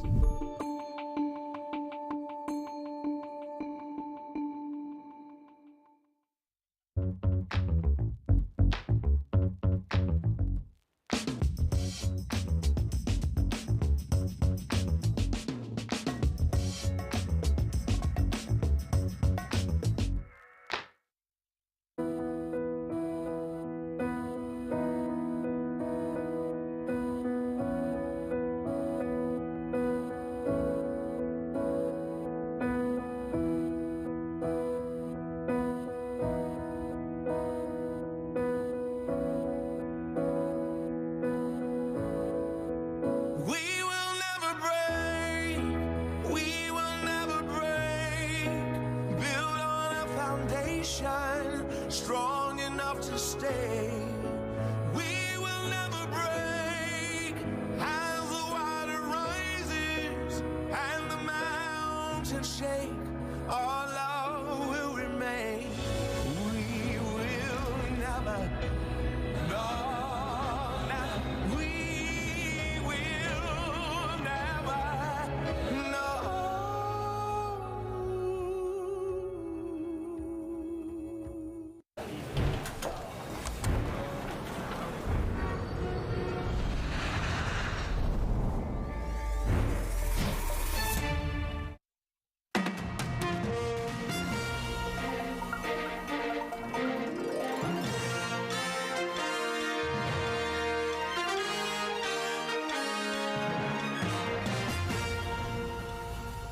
This is Bloomberg Daybreak Middle East. Our top stories this morning. The Jackson Hole fallout continues. U.S. stocks close at the lowest level in a month as another batch of data reinvigorates the fears about how hard the Fed will go. China's factory activity contracts for a second straight month, with the economy taking a hit from power outages, a property market crisis, and COVID outbreaks. Europe's energy crisis escalates. Russian natural gas giant Gazprom says it will halt supplies to French utility Engie because of a disagreement over payments. And after a surprise 75 basis point hike this month, the Bank of Israel governor tells Bloomberg he's likely to go further to tame inflation. We are determined to bring it back into our target. We are likely to continue to raise interest rates. They will need to be, the real rate will have to be somewhere around zero or slightly above it. And we expect basically inflation to come back down into the target somewhere around the summer of 2023. It's just gone 8 a.m. across the Emirates. I'm Yusuf Gameneddin in Dubai. And I'm Manus Credit right alongside you. That central bank governor really reinvigorates the global narrative on rates, Yusuf. The two-year market in the U.S. rose by 7 basis points yesterday, and again, jolted by the JOLTS data, the consumer confidence rising. That emboldens the narrative. We are on a glide path to 75 basis points of a hike in September, and also the market beginning to price the possibility of 4% on the dots at the next Fed meeting. Go home, go large or go home is what the bond market is essentially saying. Now, when it comes to the bear markets, the bond market globally is careering towards a bear market. More losses on bonds than you've seen in stocks. And this is certainly one to note as the New York Fed Governor Williams warns about having to hold rates at the higher ground, perhaps for longer.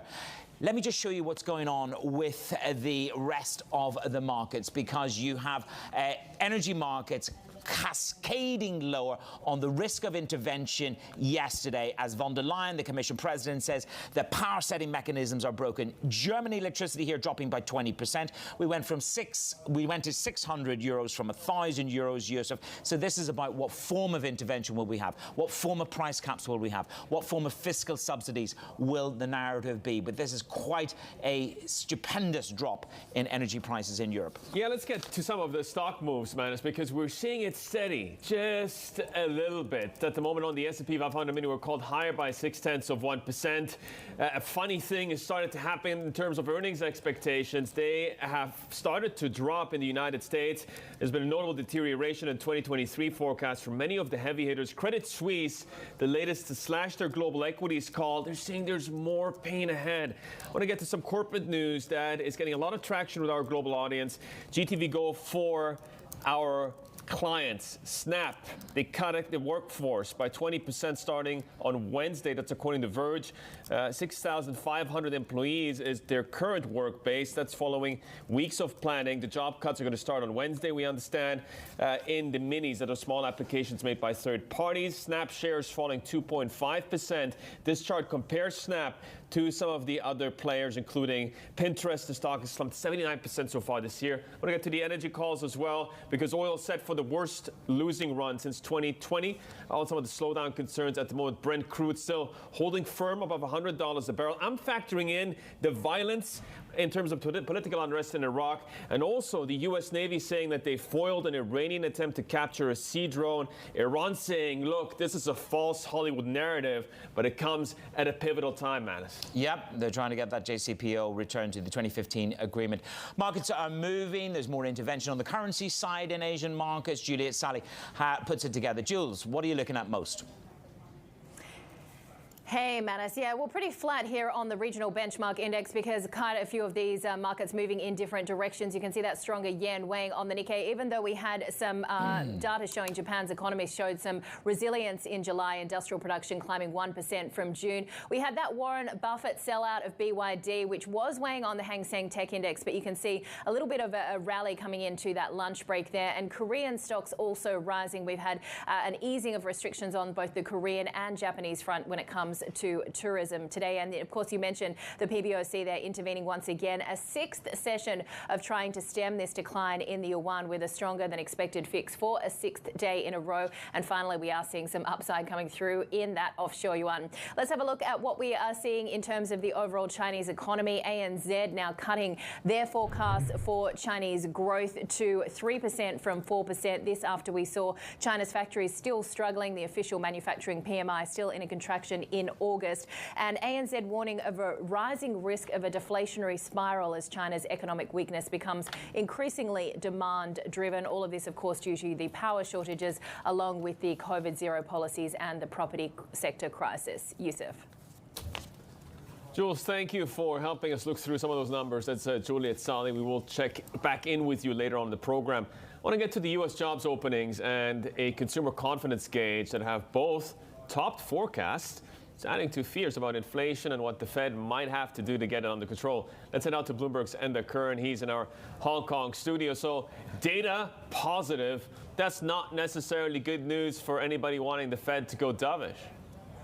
The data continues to surprise on the upside, especially on the labour market in the US, Yusuf. There are 2 vacant jobs for every unemployed person in the US right now. I mean, that's probably all you need to know, really.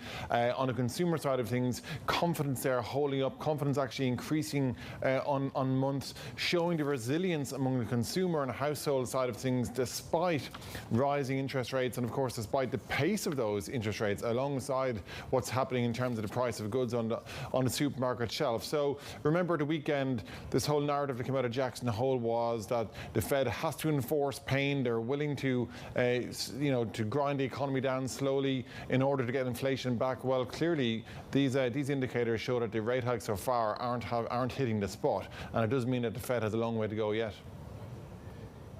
No, it's certainly the 4th largest surprise on the upside that we've seen. Enda, thank you very much. Enda Kern there on the data. Well, to China's data now, the factory activity contracted for a second straight month in August. The economy taking a hit from power shortages, property market crisis, and COVID outbreaks. We're familiar with all of the reasons.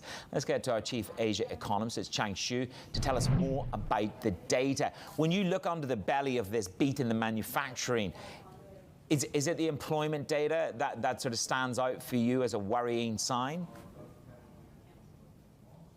Yes, it's one of the major concerns, but China's slowdown at this point is much wider based. You mentioned the manufacturing side, but the non-manufacturing side is also slowing in terms of its recovery pace. Services sectors can continue to expand, but at a slower pace.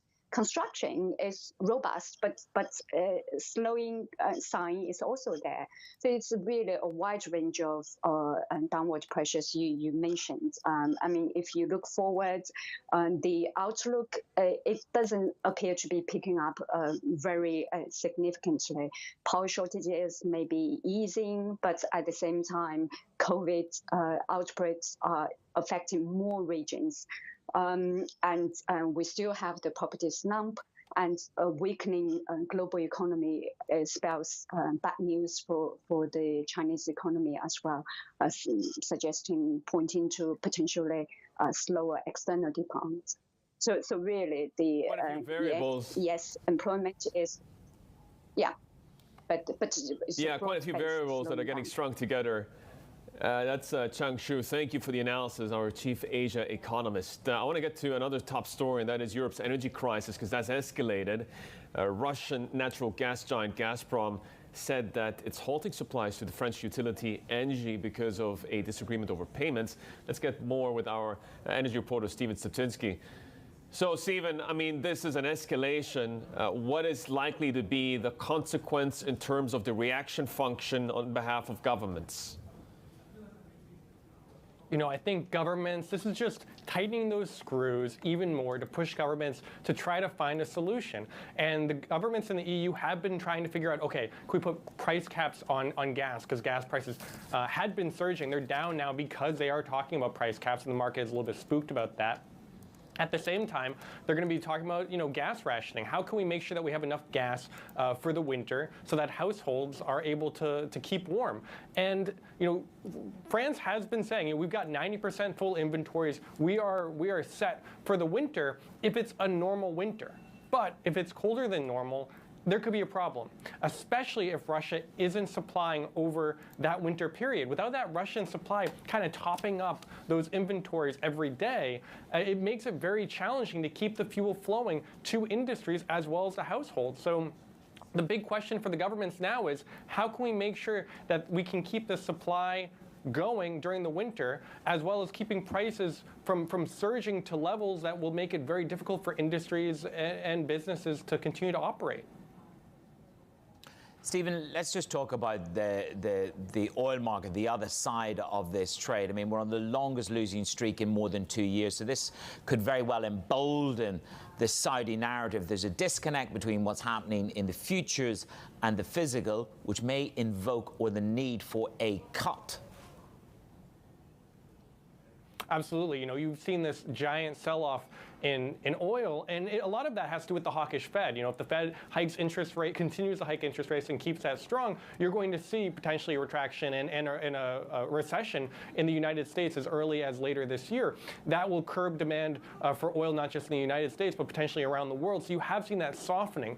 But as Saudi Arabia and other OPEC members have said, that doesn't exactly show the clear picture of where we are right now. And right now, there is this disconnect. The market is much tighter than the price sell-off would make it seem. So Saudi Arabia has talked about maybe potentially curbing output or curbing exports to kind of push up prices. And that's something that could be discussed next month when OPEC Plus meets. Absolutely, backtracking from that 100,000 barrel ad that we've just had. Stephen, thank you very much. Stephen Stepczynski there in Singapore. Let's check back in with Jules. She's got the first word headlines from around the world in Singapore. Juliet. Manus, Taiwanese soldiers have fired shots to ward off civilian drones flying close to offshore islands controlled by Taipei near the Chinese coast. A Taiwanese military statement didn't identify the drones as having come from China, but it says they retreated on the direction of the Chinese city of Xiamen, which lies several kilometres from the islands. Chinese stocks in the US tumbled after reports of the altercation. Pakistan and the United Nations have launched an appeal for $160 million in emergency funding after unprecedented floods caused by weeks of monsoon rains. The government says more than 1,000 people have been killed and nearly 500,000 forced into relief camps. Pakistan's foreign minister says shelter tents and mosquito nets are urgently needed. Cameron Smith, the second highest ranked player in professional golf, is joining the Saudi Arabia-financed Live League. It comes after weeks of speculation that Smith was defecting from the PGA Tour. The Telegraph reported earlier this month that the deal was worth more than $100 million. And the last leader of the Soviet Union, Mikhail Gorbachev, has died at the age of 91. Russian news agencies say he died in a Moscow hospital after a long illness.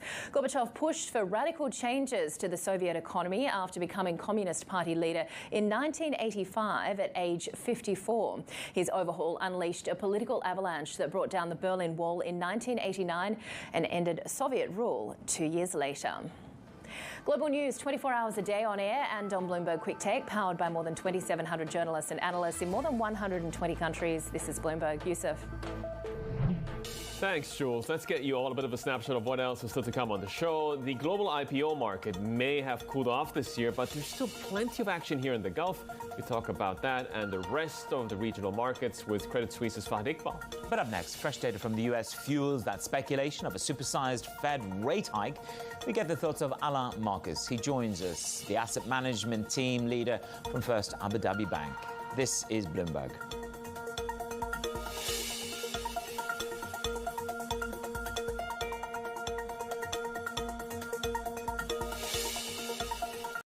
Monster Notebook'tan okula dönüş indirimleri.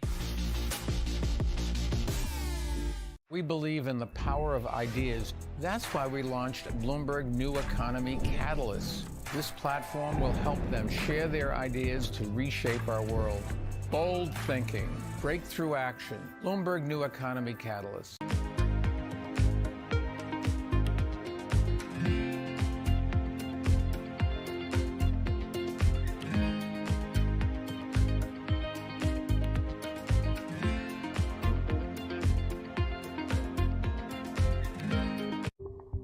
In the past 2 decades, China has built large infrastructure projects in almost every country in Africa.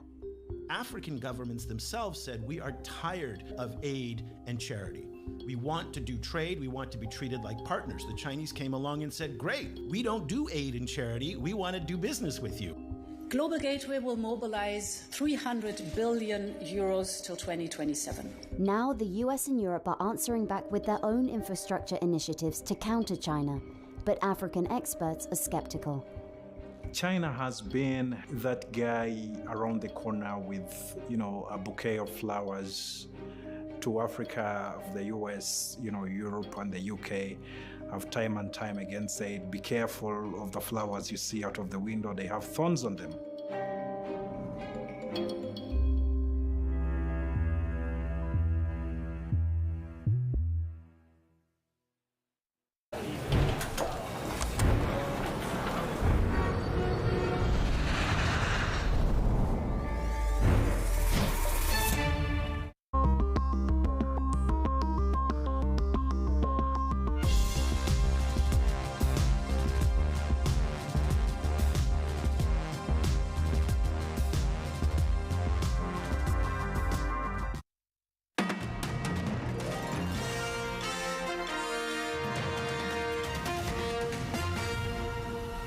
You've likely seen that over the last 4 meetings, we've raised rates 225 basis points.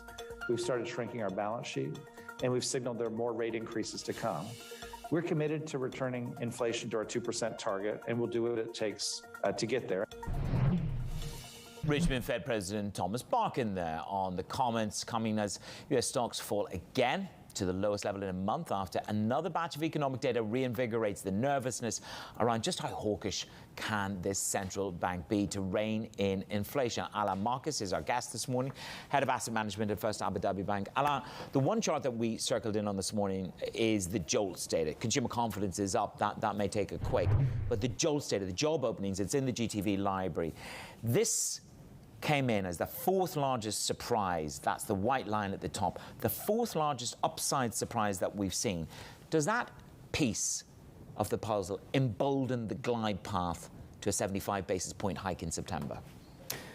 I think they've already had two very big rate hikes, that there was some background pressure to go well above 50. I think 50 basis points is where we think September should be the rate hike, later in September. It doesn't necessarily translate to very strong data, meaning that you should hike even faster. And I think they want to get to a trajectory where they're snuffing out inflation, as we said in the last time we spoke, and then slowly bring up rate increases that effectively doesn't destabilize the economy. Obviously, the data is very strong, but at the same time, I think they'll be very careful just to keep it consistent. September has been the second worst month for the S&P 500 over the last couple of decades. There's a very strong seasonality aspect. The market's live team has been reflecting on, where we stand in terms of risk assets. The question that they've put out this morning is, how likely is it that another loss-making month is going to come through, and what would it mean for risk assets? So will the S&P 500 fall in September? Well, geopolitically, nothing's really changed since March. We've had what I would call a relief rally in summer. So September, traditionally, as you said, becomes a very difficult month. The earnings season hasn't really brought up any serious negative surprises, but we've seen the pain in growth stocks. And I think you will see this sort of correction taking place. We're 50% down, as you know, from the rally in summer. So I think the markets will be treading water until we get a catalyst later in the year. I was surprised to read in your notes that you think that oil has overshot, in our opinion. Now that you're adjusting some of the more perhaps nuanced portfolios here, oil is down. Longest running streak of losses in nearly 2.5 years. So do you think at $100 it still has overshot? I'm just curious. All the war premium's gone. So talk me through the overshoot and the consequence. Yeah, well, the overshooting refers to those very sort of stellar numbers people thought we'd get to, $200 a barrel, I think they were talking about back in April, May. I think in terms of the demand-supply curve, we've got the geopolitical premium, be it events taking place in Libya, whether it's something happening in Iraq, but that's being obviously coupled with the fact that the demand side of the equation could be affected if there is indeed a big slowdown around the world, and we're seeing growth being cut everywhere, needless to say. If the dollar is going to keep rallying this week, it probably needs a little bit of help from the ECB and from European inflation in particular. We expect that data point to come out over the next few hours. How is that going to shape the ECB landscape, and is that going to put a preliminary pause to the strength of the greenback? Well, it's more a case of euro weakness versus dollar strength. And we've seen the German data, for example, 8.8% on the Frankfurt prices. CPI in Europe is 8.9%. We've got double digits in the UK. And the energy mix, as we've discussed on many occasions, looking sort of favourable for more further dollar strength. The dollar should be strong in the short term, but I think in terms of the global currency pricing of the dollar, it should sort of level off as we get into next year, and interest rates then become less of a projection for the market. How worried are you? You walk in this morning, inflation's going to be 22% in the United Kingdom. Cable, I had a guest yesterday saying could trade to parity, if not 85. The euro is throwing up over itself. Equities under pressure. Geopolitics is not done, not by a long chalk. Gazprom has just cut off the gas to Engie. I mean, if you were a sane person at all, you wouldn't take any risk. Yeah, well, it goes back to our recommendations several months ago to stay at a slightly higher level of cash, which is what we're doing, sticking to a stock pickers market in certain areas. Europe will remain on the back foot for some time to come. So you really have to be geographical in terms of where you invest. What are you doing with bond exposure as the classical benchmark of a healthy portfolio? I mean, at the moment, US 10-year yields just barely above 3%. Given where inflation is, that is hardly a reliable and sustainable return. Are you cutting back? Are you adding? How are you explaining this to clients who only have 3.5 months to go until they start asking hard questions? Well, there's still a bank of clients that prefer to be invested in fixed income where they're getting a margin X over deposit rates. And I think for the hold to maturity clients, it's still a very good market to be in if you're comparing it to deposits, obviously in investment grade side. High yield remains a concern, and I think the yields are still not high enough if you compare to the risk premium you'd get back in 2008, 2009. So I think there's some way to go still. If you look at the US high yield bond market, for example, 25%, if not 30%, is in US energy. And we still have a Biden administration that doesn't really want to invest in fracking and other areas like that. So that there is still a risk premium there. But investment grade still looks reasonable. I mean, we haven't seen the volatility in the Treasury market that we saw 3-6 months ago. And I think 6 months ago when I was here, it was at 2.8%. So we're not too far away from that 3% pivot point, which I think is the long-term range for the 10-year Treasury. I mean, the investment grade, and this is the point that UBS made, is not reflecting, in their view, a 55% probability of a recession. If you own bonds, do you want to own the short end of the curve? Do you want to own 2-year notes? Is that where you're prepared to take the risk as opposed to the inflation narrative in the 10s? Well, if you look at US growth overall, it's continuously being cut, 4.4%, 3.6%, now 3.2%. I think this is a race to see how shallow a recession will get to. So on that basis, as long as that scenario plays out, which the Federal Reserve is quite happy to see take place, that should still be very good for bond investors. Fantastic to see you this morning. Thank you for weighing in on some of these crucial themes. It's Alain Marcus. He's the head of asset management at First Abu Dhabi Bank. We've still got plenty more to come on this Wednesday. This is Bloomberg.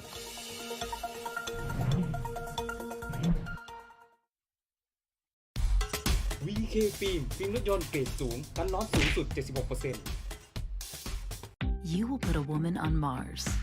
You will bring forth global cooling. Because when you subscribe to Bloomberg, you won't just get news. You will get insight into limitless possibilities. Before you change the world, Bloomberg.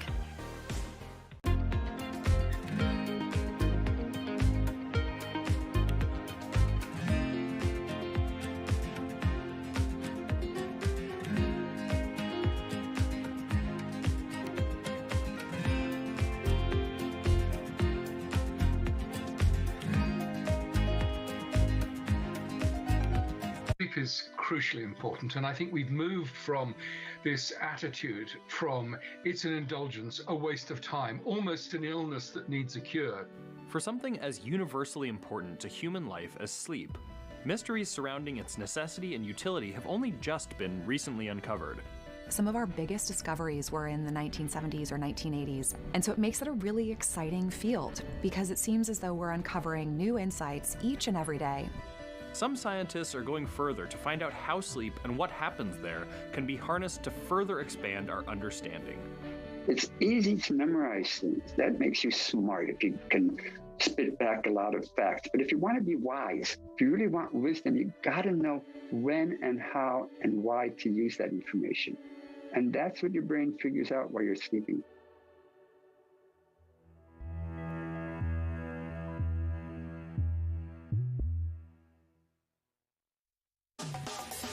Everything you need to get set for the start of U.S. trading. Bloomberg The Open with Jonathan Farrow.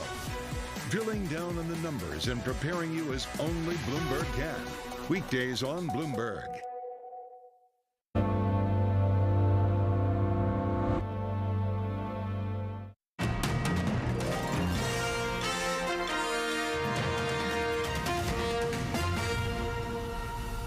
Let's get you a quick check of the latest business flash headlines, starting off with Goldman Sachs in the U.S. They are lifting all COVID protocols, including masks and testing, and they're ordering all staff back to the office 5 days a week.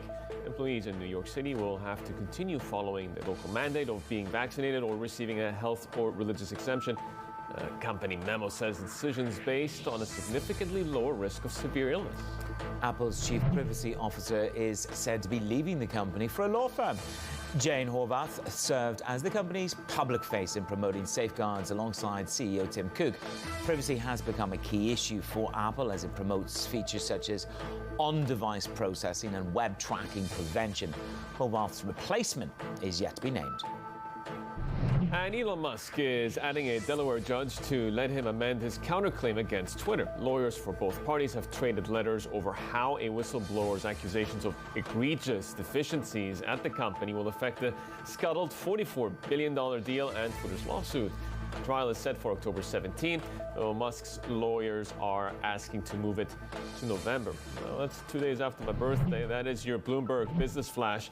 Let's get you a bit of an overview of some of the moves in Middle East markets, because with Brent crude just flirting with the $100 a barrel mark to the downside, you saw quite a bit of appetite fade away, including on the Tadawul, down 0.6% on a sector basis. A lot of pain in retail and consumer plays. If you were looking for resilience, it was in diversified financials and in some of the food and staple names as well. Dubai was the one that bucked the trend on an index level in the region, up 0.8%. Well, to the energy markets, we just finished a conversation there with Alain in terms of the upside is all in the oil price, but this is the gas price at the pump. As we go to the midterm elections, this is the facts that matter in the White House and in the Biden administration. Gas prices fall by 6% here, 77 days in a row, the lowest since February the 18th. All of the war premium is gone. 77 days of a drop, the longest running drop in gas prices at the pump since 2015. This is a political issue. It's gas that matters.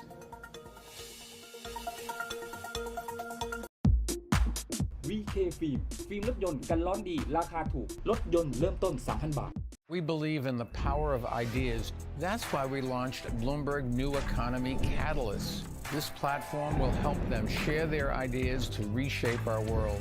Bold thinking, breakthrough action. Bloomberg New Economy Catalyst.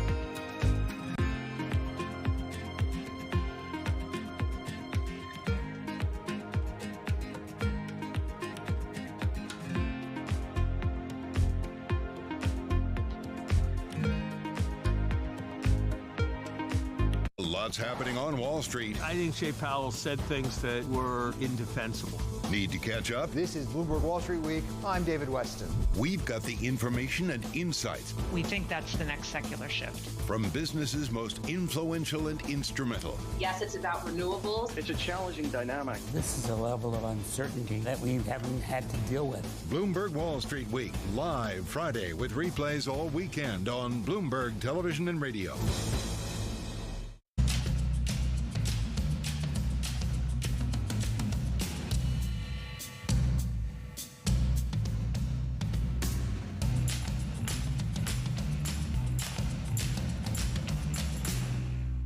Market that over the past few weeks has made it clear it wants to go higher. It got a little spooked by the idea that geopolitical tensions are rising. The difference between political gossip and policy intelligence.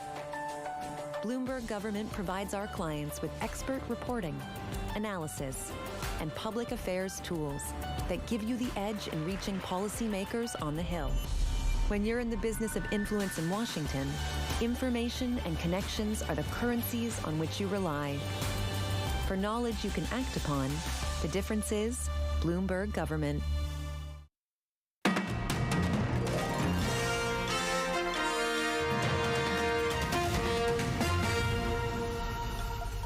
This is Bloomberg Daybreak Middle East. Our top stories this morning. The Jackson Hole fallout continues. U.S. stocks close at the lowest level in a month as another batch of data reinvigorates the fears about how hard the Fed will go. China's factory activity contracts for a second straight month, with the economy taking a hit from power shortages, a property market crunch, and COVID outbreaks. Europe's energy crisis escalates. Russian natural gas giant Gazprom says it will halt supplies to French utility Engie because of a disagreement over payments. And after a surprise 75 basis point hike this month, the Bank of Israel governor tells Bloomberg he's likely to go further to tame inflation. We are determined to bring it back into our target. We are likely to continue to raise interest rates. They will need to be, the real rate will have to be somewhere around zero or slightly above it. And we expect basically inflation to come back down into the target somewhere around the summer of 2023. Bank of of Israel, Governor there making the case for higher rates. Let's get back to Jules. She's dealing with a currency fix that's rattled the markets and a lot of equity pain. Jules. Indeed, Manus. Let's start with what we saw from the PBOC. Once again, moves to really try and stem this yuan depreciation with a sixth day of a stronger fix than expected. And you can actually see that we are seeing some upside in both the offshore and onshore renminbi today, both gaining around 1/3 as we continue to see these calls for that currency to weaken to 7 to the dollar as we continue to see weakness in the Chinese economy. We had that modest bit coming through in terms of the PMIs, but they're still in that level of contraction for the month of August as we had the power outages really impact the economy, along with the COVID-0 policy and the impact of the property by about 0.6%. And as you said, it is a down day across the board. And that's pretty much what we've seen across the month of August too, Yusuf. So we're on track for a monthly loss of about 1.8% on the regional benchmark index. And that's basically going to wipe out those gains that we saw in the month of July. And then we had a call from Goldman Sachs on U.S. energy and specifically on the bill and how it can impact sentiment in Asia. What were some of the big highlights from that note? Yeah, absolutely. Saying the act here could really benefit a lot of the Korean battery makers. This, as they say, they already have some manufacturing capacity in the US and should help stabilize the battery supply chain in the long run. They're specifically saying LG Energy could capture around 26% of the US market by 2025, while they're expecting SK Innovation to expand to around 10% of the US market by that time too. Bear in mind, SK Innovation, had 0% of the US battery market in 2021. When it comes to some of the calls, let's flip the board and have a look at what they're looking at. They're remaining neutral on LG Energy, a price target of 465,000 won. They do say, though, a buy on LG Chem and a buy on SK Innovation. So some of these battery players, which are not doing that well in today's session, expected to benefit from this US act. Yusuf. Jules, I love big calls, although not all of them actually come true. Jules, thank you very much for some of those updates. That's Juliet Saleh there. Let's get to the global IPO market because it slowed significantly from the record levels of last year. There's an exception, the oil-rich Gulf, and it is in the middle of an unprecedented boom of companies going public. Talim is the latest to join the party this week. Still, though, concerns that the economy is slowing because of aggressive monetary policy. Tightening on the one hand, that's weighed on both crude and regional indexes as well. Let's bring in Fahd Iqbal, head of Middle East research at Credit Suisse. Fahd, we've talked about a lot of the big IPOs that have come to market this year. It appears to me that the ice is getting very, very thin now for these newest companies who are coming online. Well, ice is probably not the right word. It would be kind of a sand layer or like a sand dune. Is it too late to go IPO at this point? I wouldn't say it's too late, but certainly I think we're approaching that point where IPO activity is certainly going to be slowing down. This region, of course, continues to benefit, and I think market activity would be a lot worse had it not been for the fact that oil prices remain very elevated. It's been very supportive. And the economic backdrop here, the economic activity outside of oil still remains fairly robust.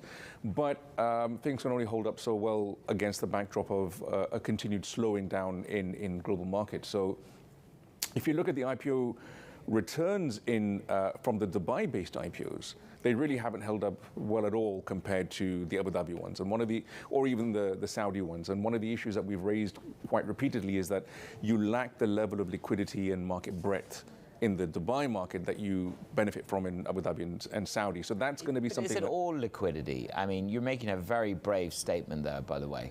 So good luck when you go back. Good luck when you go out into the DIFC. Is it all liquidity, or is it that these IPOs were just pumped up and overpriced and over recommended and too bloated? Okay, now that's an if not more brave comment.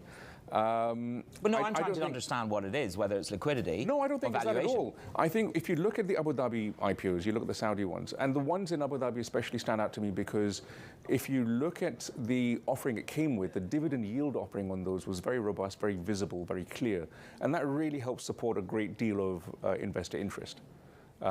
Whereas in some of the Dubai ones, you might not be getting as much visibility on that front, which I think is what's been weighing on sentiment. Okay, so with these IPOs, clearly it's getting a lot more difficult, maybe not necessarily at the top of your buy list for clients.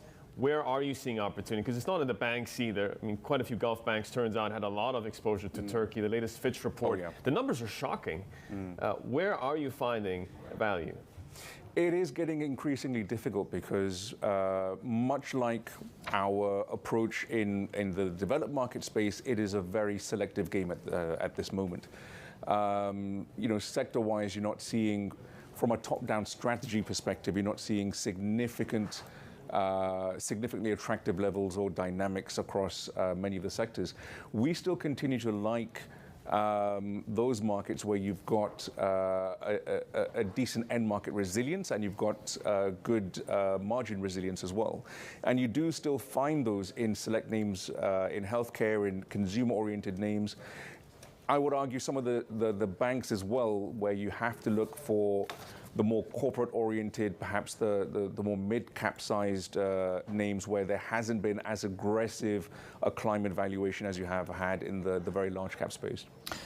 A lot of people are becoming more defensive, a little bit more cash. They just want to be a little bit more protected. But the other big story is Egypt as well. You've made it very, very clear that you've looked at the forward PEs, you've benchmarked that relative to the rest of the EM space.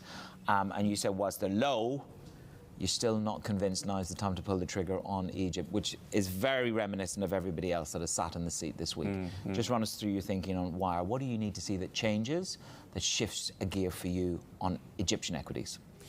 I think, and I'm sure everyone else has been saying this too, but it all boils down to the IMF program, because on the back of that, we're going to get a good idea of what the growth environment is going to be, driven by structural reform.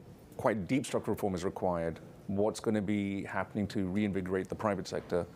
But, and I was about to say most importantly, but I would say probably equally importantly, is what is going to be the outlook for the Egyptian pound. I think a further devaluation from where we are now is very much in order. We've got a target of 22. It doesn't necessarily have to get there in a one-off devaluation. It may well just be a continued gradual weakness. But either way, we need to have an idea of where it's going to go to. But more importantly than that, we need a sustainable framework that allows flexibility and doesn't rely on rounds of devaluation after every few years. The other thing that is in your note is the current energy environment. Let me put it that way. I'm looking here at the deadly political violence in Iraq. I'm looking at Libya. I'm looking at lines this morning from the U.S. Navy. They foiled an Iranian attempt to capture a drone in very sensitive waters, but we didn't see much of a reaction in the oil price.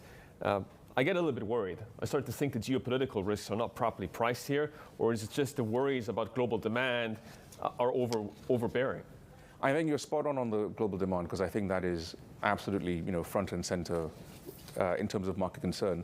There has been a geopolitical risk premium priced in for a while, and I don't think the market gets too exact when it gets to pricing in those geopolitical risk premiums. And I think that's been in the backdrop there for a while, but it is ultimately the demand that has been a concern. And if you look at the price action ahead of last week's comments from the Saudi oil minister, there was a significant deterioration in the trend in oil. And we'd been seeing it essentially through the whole month of August, testing the 200-day moving average after having weakened from there. So there was definitely ahead of those comments a weakness in oil being priced in. How much further it would have gone, obviously, we're not going to know. But there was definitely, I would say, negative market sentiment ahead of those comments. It's going to be interesting to see whether they go ahead and actually do effect a cut at OPEC Plus next week. Fahad, thank you so much for being with us. Your calls on the market there. Fahad Iqbal, Head of Middle East Research over at Credit Suisse. Plenty more ahead on Daybreak Middle East. This is Bloomberg.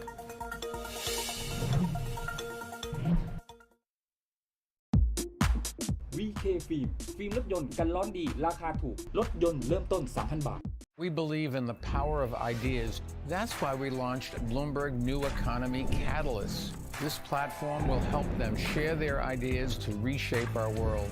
Bold thinking, breakthrough action. Bloomberg New Economy Catalyst.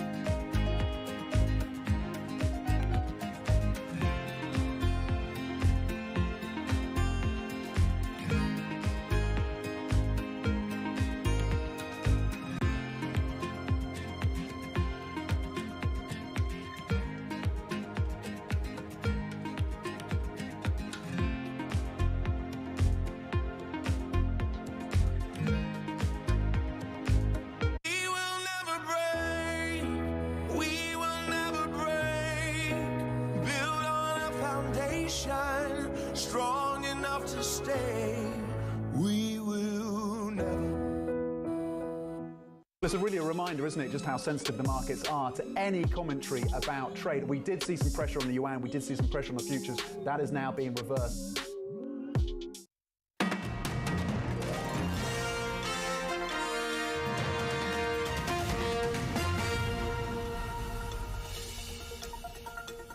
The Live Golf League has snagged one of the biggest prizes yet. The current world number 2, Cameron Smith, the Australian, is the highest ranked player so far to join the Saudi-backed circuit. Simone Foxman is with us around the desk. We've got a full desk. We'll come to Farah in just a moment. Simone, so $100 million.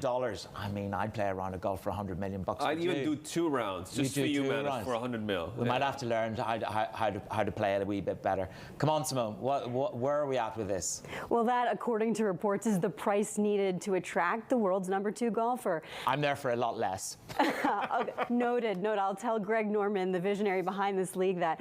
But I mean, one of the key impediments to the league generally has been that it doesn't have a lot of current, very highly ranked players, and so this an answer to that problem. Testament to the success of Greg Norman's vision that giving players more money if they win is going to attract better players down the road. Note, this isn't just Cam Smith, it's also Joaquin Niemann, who's the current number 19. You know, PGA Tour has also responded. They've tried to raise their prize money. Okay. When you look at this at a geopolitical perspective, though, and, you know, Saudi Arabia, PIF being a backer, this has kept Saudi Arabia in the news in the United States for not such great reasons. There are protesters against its human rights abuses, against Saudi nationals' involvement in 9/11, and we do expect to see those continue at the next match in Boston in just a couple days. Yeah, it's almost an existential situation for the 2 golf leagues. What about markets in Turkey, Simone? We're getting fresh economic growth data today. What are economists expecting? And where could we get a surprise underneath the headline GDP? Well, the median estimate is 7.4% year-on-year growth for second quarter for Turkish economy. That's actually an acceleration from the first quarter, and it makes it Turkey one of the fastest growing economies in the group of 20. Again, here, this really dependent on President Recep Tayyip Erdogan's economic plan. He's wanted to supercharge the economy. He's got the central bank cutting rates and leaving them relatively low, despite inflation, 80% year on year. You know, this is positive. Industrial production has consistently surprised to the upside over the last couple of months. But if you're looking for negatives, they are there. Bloomberg Economics suggesting that one of the reasons this number is going to be so hot is because buyers are front-loading their purchases because they're worried about the value of their savings. Economists don't expect these numbers to continue in the third and fourth quarter. They expect GDP growth to slow down to 1.3% in the fourth quarter. And of course, if the whole plan is to keep Erdogan in power past the elections that have to happen by June 2023, well, his approval ratings are not looking very hot, but that's kind of the key question for investors as they look forward about the opportunities in Turkey. Now, Yusuf touched on this a little bit earlier with Fahad in terms of the geopolitical risk in the U.S. Navy attempt by Iran to capture an unmanned vessel in the Persian Gulf. So what are the implications of that? Well, this incident didn't really escalate the sort of situation. Iranian news sources that were close to the government also sort of denying bits of the U.S. Navy's account. But of course, anytime we're seeing incidents like this, anytime we're seeing violence in the region between U.S. and Iranian-backed groups, you know, that could have a potential implication, could be a potential spoiler to the deal. At the same time, we've seen some of these attacks and incidents ramp up in previous moments when an Iranian nuclear deal looked more likely. So is this perhaps a sign that we're getting very close? At the moment, you know, the message still seems to be we're the closest we've ever been, but this could be days away or weeks away or maybe months away. You know, that the timing question is still the one we're really focused on right now. Simone, thank you very much for stringing that all together for us. That's Simone Foxman here in the Dubai studio. I want to stay with the region, though, this time just seg to the market part of it, the equities, but specifically our resident expert, Farah Bahrawi, is here on the set. Let's start off with CI Capital, some rating changes for banks in Kuwait. What's driving the thesis this morning, Farah? Well, Yusuf, for CI Capital, what they're focusing on is the massive rally we've seen in Kuwaiti banks. In general, Kuwaiti shares continue to trade at record high after record high because there is the economic growth. At the same time, oil prices continue to be very high, and more than any other Gulf market, Kuwait is very highly linked to the oil price. Looking at their rating changes, they've downgraded Gulf Bank and Bergan Bank to neutral, and they maintained their neutral on Bubian Bank, but at the same time, they kept their overweight on NBK, saying that this is the only bank in Kuwait that is essentially trading at fair value, given that it's benefiting from the rate hikes that we know are going to continue to come into from the Fed with the currency peg in Kuwait, as well as its favorable funding mix and the prospect for loan growth in Kuwait. Now, we had the central bank governor for Israel in New York yesterday with the team talking about onward we go, we're going to hike until we contain inflation, very much the global narrative.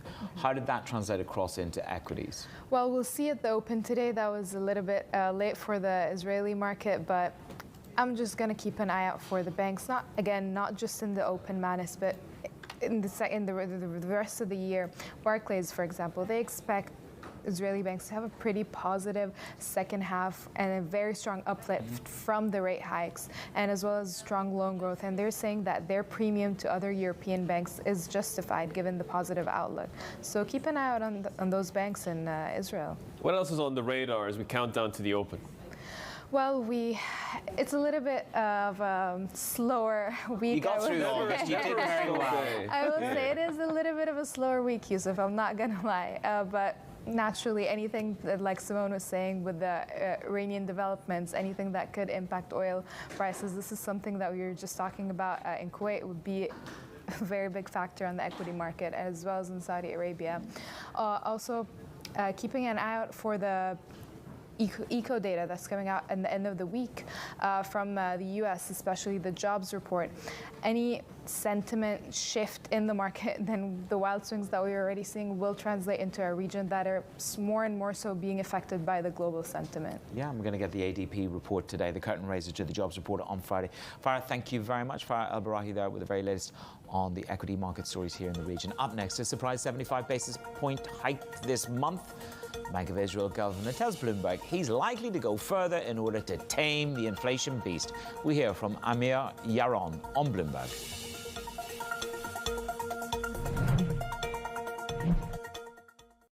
Monster Notebook'tan okula dönüş indirimleri. We believe in the power of ideas. That's why we launched Bloomberg New Economy Catalyst. This platform will help them share their ideas to reshape our world. Bold thinking, breakthrough action. Bloomberg New Economy Catalyst.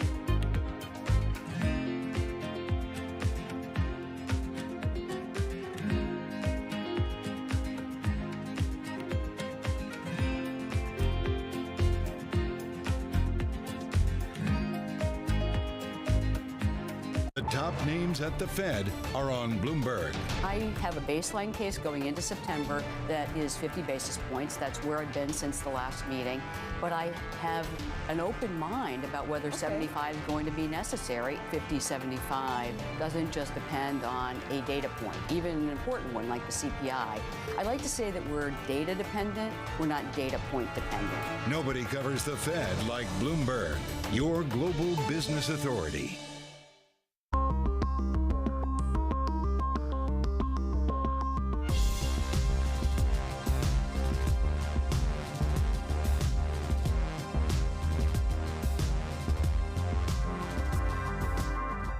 I think that it's hard to put your head around any narrative. Let's just be honest. We've had sort of a shift in, are we in some sort of stagflation fears moment? People were talking about that all day yesterday.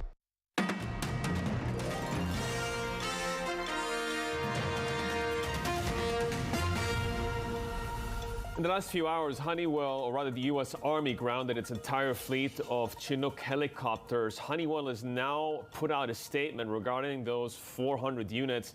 They helped discover that O-rings are not meeting the Honeywell design specifications that had been installed in some T-55 engines during routine and scheduled maintenance, and they are coordinating with the U.S. Army in resolving that. Again, the entire fleet of these important large transport helicopters are currently grounded. Year-to-date, the stock has been under quite a bit of pressure. Yeah, just think about the imagery of 6 decades of the Chinook used in 22 countries, and 400 of them are now grounded, according to this statement. So let's see how that story develops. To the Bank of Israel, we were just talking about it there now. It's likely to raise interest rates a little bit further to keep them high until inflation returns to target 1 to 3%. That is according to the governor, Amir Yaron. He spoke exclusively to Bloomberg's Balance of Power. Israel's economy is in a relatively good situation relative to many other developed economies.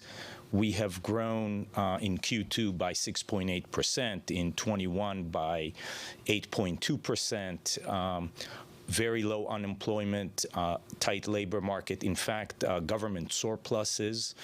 And our inflation has been going up, but it's much lower. It's probably among the lowest in many developed economies, perhaps the bottom 10%. Yet it's at 5.2. It's 2.2% above our upper 3% limit, and we are determined to bring it back into our target. We are likely to continue to raise interest rates. They will need to be, the real rate will have to be somewhere around 0 or slightly above it. And we expect basically inflation to come back down into the target somewhere around the summer of 2023. But of course, as the rest of the world is facing, there's so much uncertainty, from oil prices to pressures on supply chain and many other factors. You're starting from a lower level than Jay Powell is, for instance, though. Do you expect to reach neutrality before other countries like the U.S.? I think it's very hard to tell. I think several principles regarding even your previous questions are we at the Bank of Israel are seeing inflation is essentially a tax. It's a drag on the economy. Once inflation is beyond a certain level, it particularly hurts the lower income segments of society, and therefore it's imperative that we bring it back to target. We feel front-loading, and that's why we did the rate hike that we did. And given the numbers in Israel, the economy can absorb that. And I think all these principles, you also saw some of them being referred to in the recent Jackson Hole meetings. Yes, so you're front-loading, Governor. You've made that clear. Does that also mean that if you're taking care of business up front, you could be among the first central banks to start cutting next year?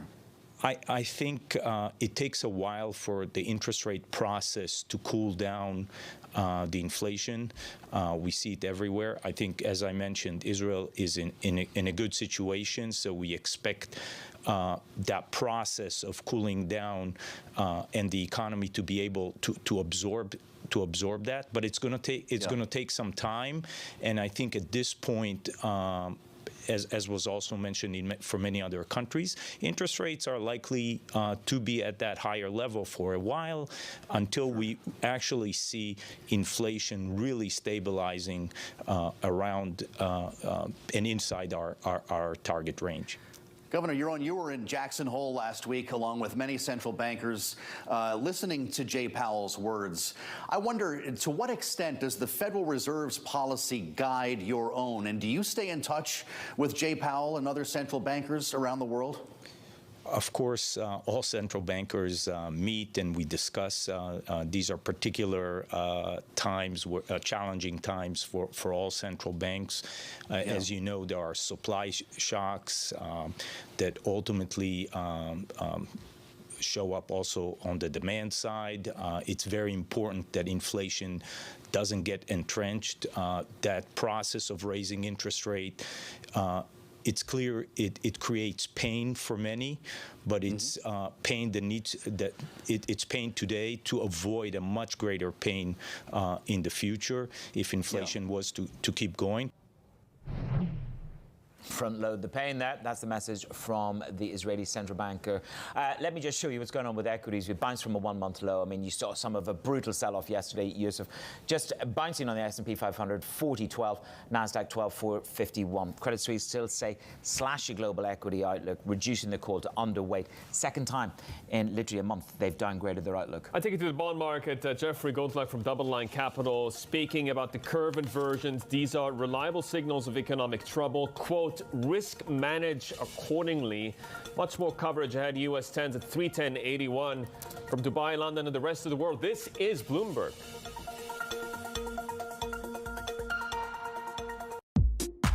VK ฟิล์มรถยนต์กันร้อนดีราคาถูกรถยนต์เริ่มต้น 3,000 บาท At Bloomberg, we believe in the power of ideas. That's why we launched Bloomberg New Economy Catalyst. It's a community of global leaders and innovators who are blazing new trails to transform business and government. This platform will help them share their ideas with the world and provide access to the resources they need to bring them to life. Bold thinking, breakthrough action.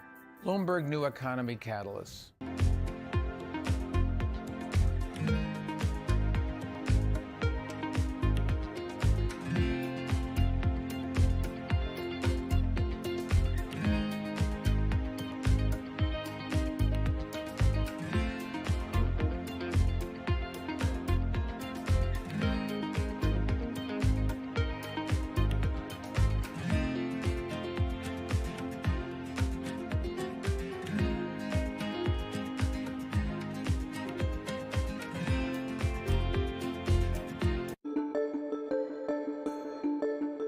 I went back and looked, and very few secretaries of state in the last 100 years, or maybe ever, have really gone back into government. So why did you want to come back into government for any issue when you've got 8 grandchildren, you've got 2 daughters, you've got wonderful family? Why did you want to come back and go through this terrible process we have in Washington of getting things through consensus and getting people to agree to what you want to do?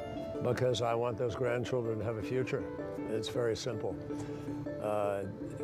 We're not on a good track right now.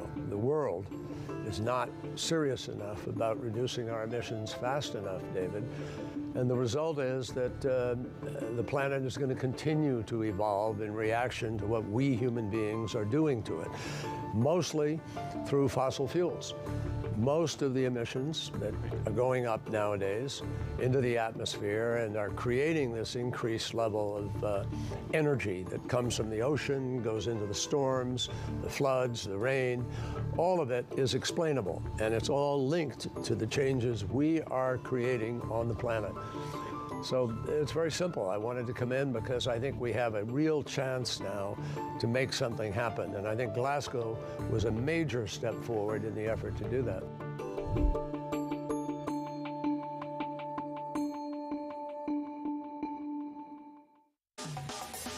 Everything you need to get set for the start of U.S. trading. Bloomberg The Open with Jonathan Farrow. Drilling down on the numbers and preparing you as only Bloomberg can. Weekdays on Bloomberg. Why do the biggest names in business choose Bloomberg? That is a great question. It's a great question. Great question. Great question. Best question I get all night. Bloomberg. Top experts. Great questions.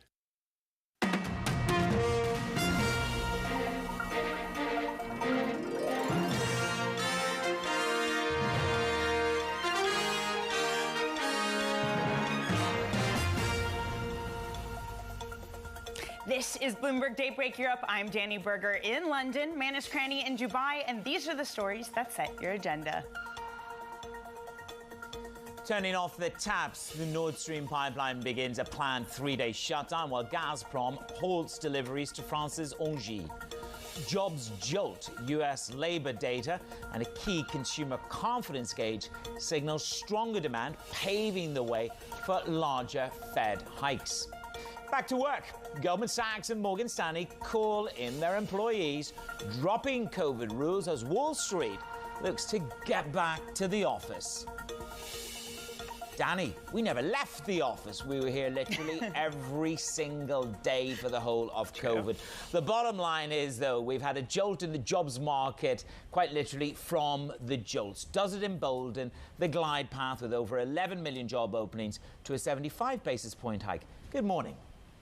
Good morning, Manus. The market is certainly trading that way, isn't it? You have now, I think, about a 70% chance baked in to those money market futures that we will get 75 basis points. And Manus, that is what set off equity markets yesterday. Let me get into it because we had the third consecutive day of declines for U.S. stocks. Futures this morning, they are doing slightly better, up about 0.5% when it comes to European futures. U.S. futures, those are up about 0.6%. But Manus, it was the worst 3-day slide in more than 2 months. One saving grace, according to Bank of America, might be corporate buybacks. Last week, when we were seeing the worst of the interest rate scare in equities, $3.2 billion was spent from executives buying back their own stock. Ed Yardeni saying that CFOs are replacing the Fed, but Manus, elsewhere in the world, I mean, it is all about whether we need to price in a more emboldened, a more hawkish central bank. Yeah, it's a bit of an old stretch, isn't it, Danny, that the CFOs of the world are going to replace the Fed. That's my inner skepticism. Let me show you what's going on in the bond markets. In August, in the 2-year short end, we put on 50 basis points. You're looking at 7. You're looking at the short end of the curve having rallied by 7 basis points yesterday. You know, go big or go home. Get your 75 basis points in, get it away, be judicious, take your opportunity. Front load would be the narrative that's being pounded on the table, perhaps. The New York Fed also warning that you may need to hike and hold. Oil up by nearly 1% this morning. You're looking at, again, a concern overall in the energy markets. In the past 3 months, we're down the worst losing streak since 2020. Euro is above a buck, and these are gas futures yesterday down by over 9%. We will discuss the repricing of electricity and gas in Europe in the next 35 minutes with Christoph Ruhl. He joins us to ask us, how do you decouple gas and electricity prices in Europe? Danny. Let's get to some of our other top stories, Manus. We are going to start with the energy crisis. Stephen Stepchinsky will bring us the latest there. Then we're going to get an update on China's economy with Enda Curran. Jules, as ever, takes us through the market reaction to the Chinese data. Finally, Michelle Jamrisco is going to wrap up the narrative from the... Well, what is Michelle Jamrisco wrapping up? It could be the PBOC. We could roll the dice, and we could have any settlement price. She's going to go for the Fed speakers. There you go.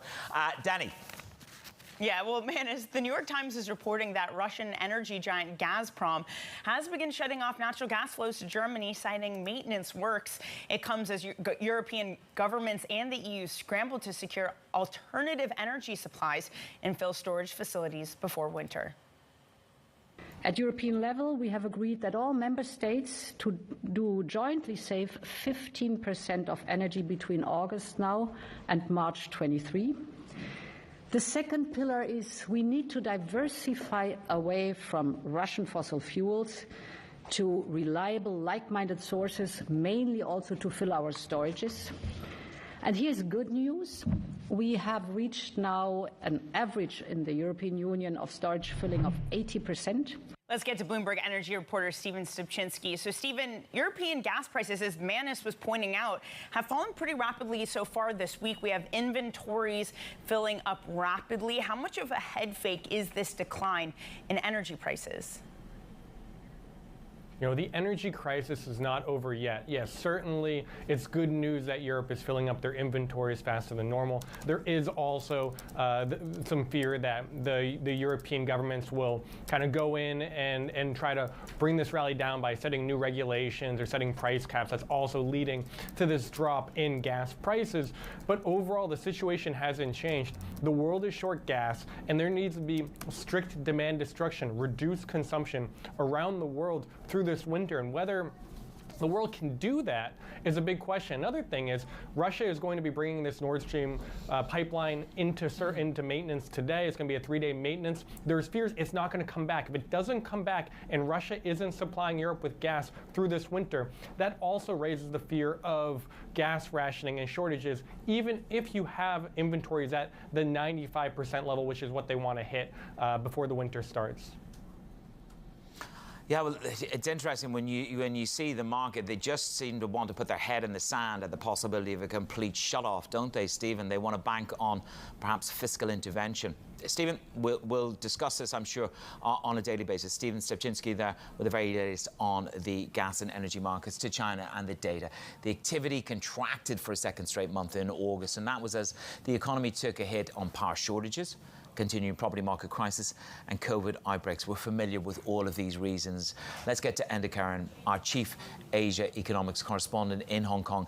Enda, what is it that irked you most in this set of data, apart from the headlines? I think it's the fact that the manufacturing sector remains in contraction, Manus. Remember, this was meant to be the month or the time of year when China was pulling out of the hole created by its lockdowns back in the early spring. Well, that's not the case. There's no sign of a bottom in the economy yet. PMIs for the manufacturing side staying firmly in contractionary territory. The non-manufacturing side, mostly the services side of things, also slowing down there. That speaks of a hit to consumers and tourism. And I think when you take it all together, it just goes to show you that the policy support going to the economy so far is just not yet getting traction, or maybe is not yet enough to turn things around. Now, we did have a big development overnight, of course, which is we have a date for the Congress now on October 16th. There will be a lot of focus on whether or not the policymakers can stabilise the economy heading into that all-important Congress a few months from now. But as we stand, these PMIs are telling us that the manufacturing side of the economy, at least, remains very much in a hole. Enda, thank you very much. Enda Curran there, our Chief Asia Economics Correspondent in Hong Kong. Now let's get the latest on the Asia market reactions with all of this in focus. Juliet Sally joins us in Singapore. Jules, what are you looking at?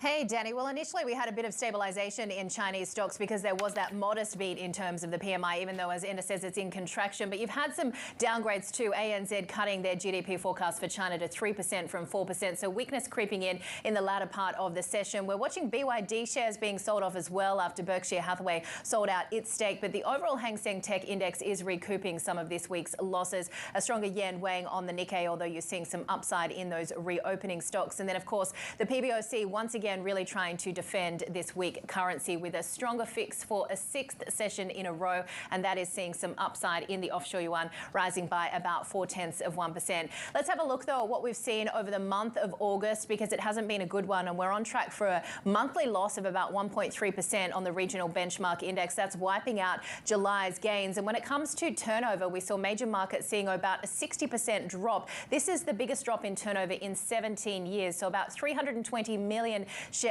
worth of shares changing hands in August, down from $1 billion in August last year. Manus. Jules, thank you very much. That's a resplendent chart. I will give it to you. You do bring the best wallpaper. Juliet Sally in Singapore, keeping it real with pretty hectic charts.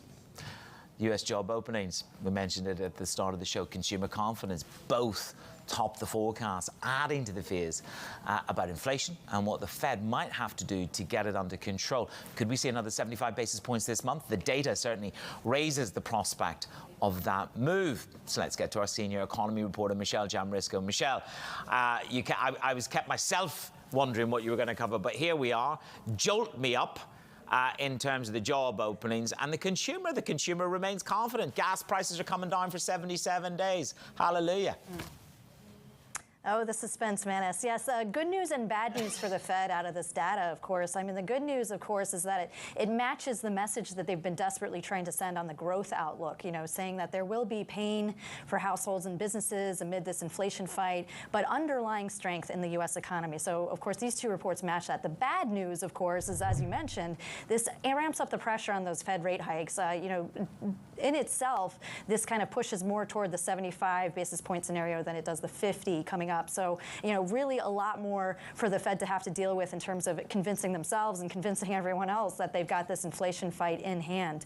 The data itself, Conference Board August sentiment up to a 3-month high. I think one thing that was important out of that report was consumers were shown to be spending more on appliances, on other discretionary items, and like cars. I mean, that's certainly a good sign for the household spending. And then, of course, the JOLTS data, as you mentioned, moved close to a record in openings in July. So it showed that tightness really persisting there. So both indicators really smashing Bloomberg survey expectations, really makes it a lot more complicated for the Fed upcoming.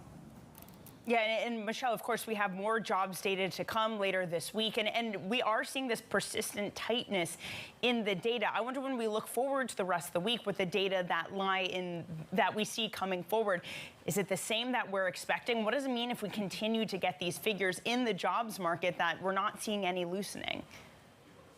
Yeah, well, Jobs Friday, always an exciting time, Danny, but yeah, the pressure is high, the stakes are high right now. I think what we're expecting to see is a kind of a slowdown in the job gains month to month. So I think our survey median right now stands at 300,000 from 528 in July, and unemployment, staying around 3.5%. So we'll see if those and other indicators that we closely watch, like the wage gains and the participation rate, hold true to the expectations. But yeah, coming out of that report Friday, always when there's so much material, of course, there's the high probability that markets and the Fed will see things differently. So we'll be looking and watching and listening for more from the Fed in the weeks ahead, of course. Yeah, and we know they've done away with forward guidance, so the data dependence being more important than ever. Michelle, thanks so much. Bloomberg's senior economy reporter, Michelle Jamrisco. Now let's take a look at some of the key things that we're going to be watching out for today. 10 a.m. UK time, we're going to have the latest CPI reading for the Euro area. 10 a.m. It's going to be CPI from Italy specifically. 3:30 p.m. it's the EIA release of its weekly crude inventory report on oil, Manus. And of course then, Danny, today Russia's Gazprom set to halt those flows through the key Nord Stream pipeline for 3 days of maintenance. Will they return? Later in the day, more Fed speak. Cleveland Fed President Loretta Mester speaks at an event in Ohio, and her colleague, Atlanta Fed President Raphael Bostic, speaks at an event in Georgia. Coming up on the show, Active Trades senior analyst Ricardo Evangelista joins the team. Plus, later this hour, we're going to be speaking with Columbia University research scholar Christoph Ruhl on the impact of gas and electricity price caps on markets. This is Bloomberg.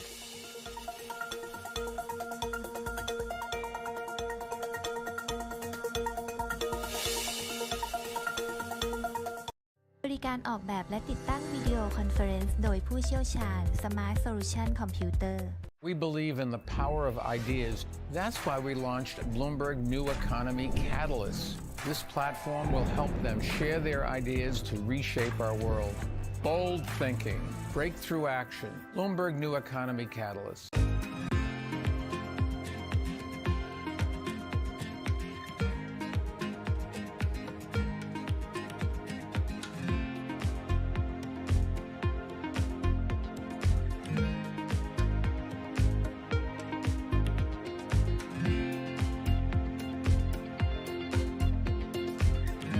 Companies now, they're getting hundreds, maybe even thousands of applications. So software has come in to automate the process. You want to write your resume for robots, not for humans. The only job your resume has is to be comprehensible to the software that is reading it, because that software or robot is going to decide whether or not a human ever gets their eyes on it. These things are programmed by a certain segment of the population that might not be totally inclusive or not be fully aware. Concerns about how this technology could exacerbate discrimination. For the FTC, I think foremost, the FTC needs to be making sure that we're fully understanding this technology. We don't trust companies to self-regulate when it comes to pollution. We don't trust them to self-regulate when it comes to workplace comp. Why on earth would we trust them to self-regulate AI?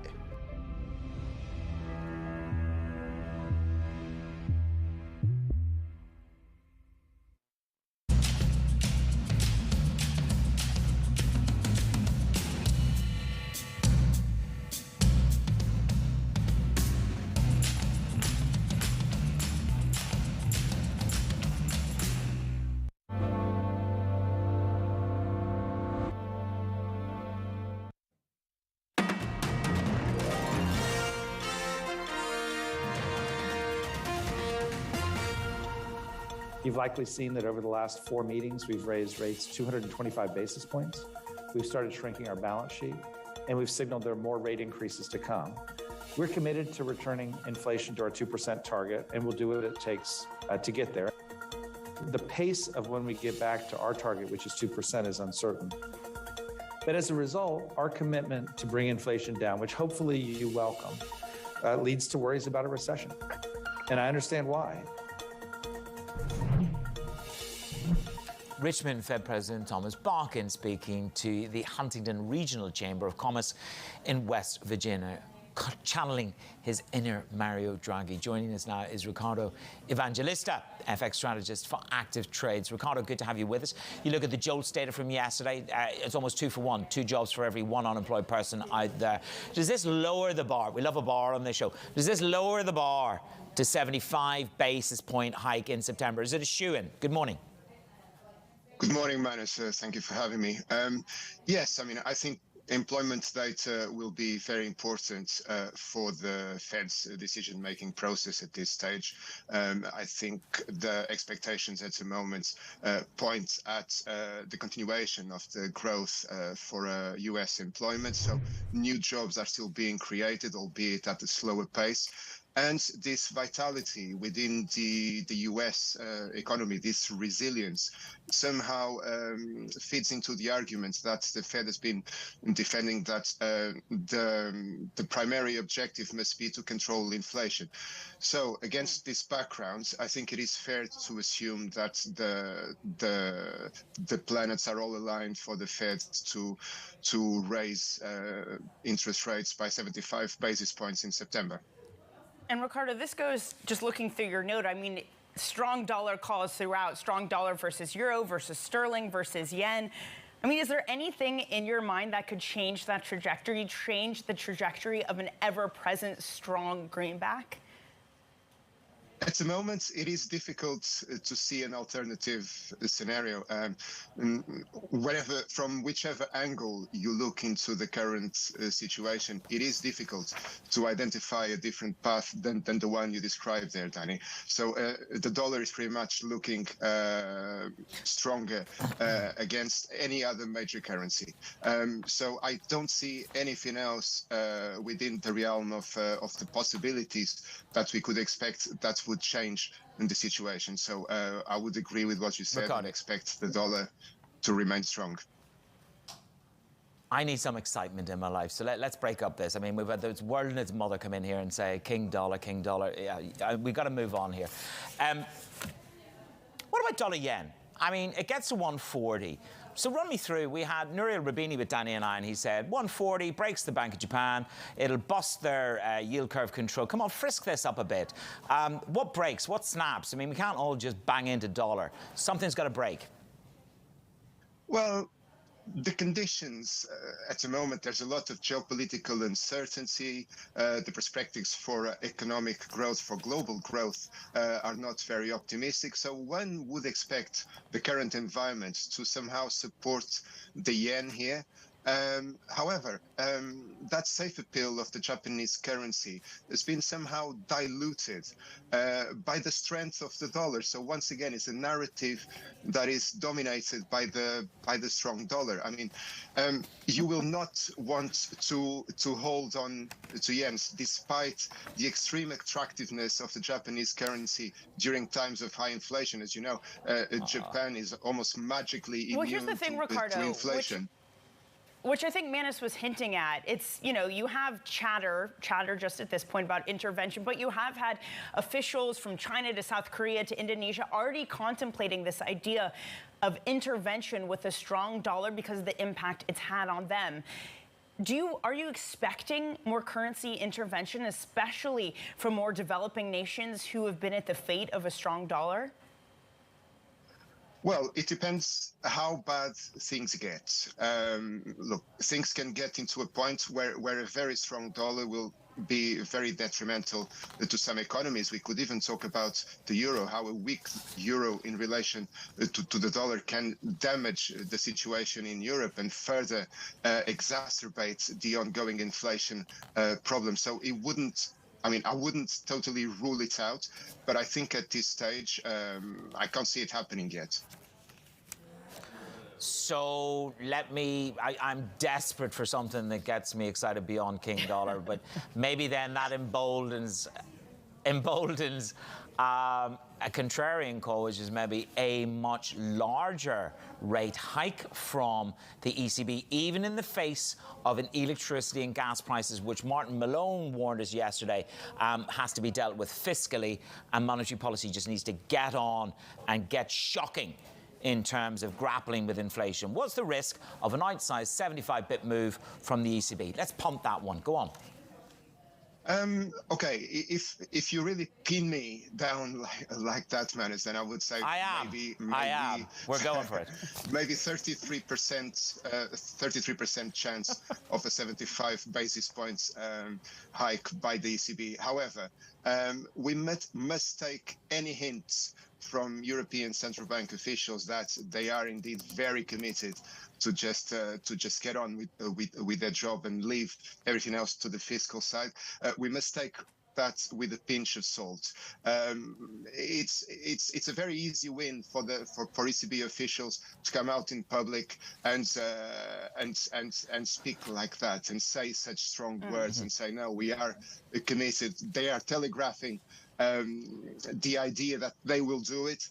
This will have an immediate impact in the market. It will somehow ease the situation for the euro, and this is a cheap way of achieving that. Whether or not they Ricardo, will go ahead, we will see.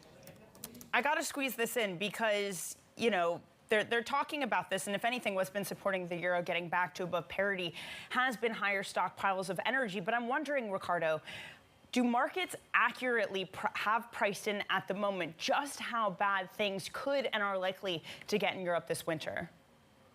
No, I don't think so. No, I don't think the worst case scenario.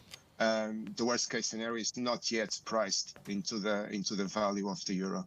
That's for sure. That the worst case scenario, which would entail a complete cutoff of gas supply by Russia to Europe, would have serious consequences for the economy. So we would see a dramatic slowdown in activity in Germany, for example, and this would be very bad news for the euro. And that case, at what price? How low does it go, Ricardo? It could go as low as 0.95 to the dollar. Okay, Ricardo, we'll have to wrap things up there. Thanks so much for joining us this morning. Ricardo Evangelista, FX strategist at Active Trades. Coming up, returning to Wall Street, two big investment banks removed some of their last remaining COVID protocols, paving the way for everyone to join Manus and me back in the office. More on that later this hour. This is Bloomberg.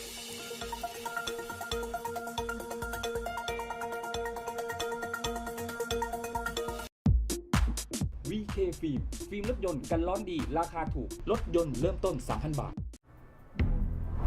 At Bloomberg, we believe in the power of ideas. That's why we launched Bloomberg New Economy Catalyst. It's a community of global leaders and innovators who are blazing new trails to transform business and government. This platform will help them share their ideas with the world and provide access to the resources they need to bring them to life. Bold thinking, breakthrough action, Bloomberg New Economy Catalyst.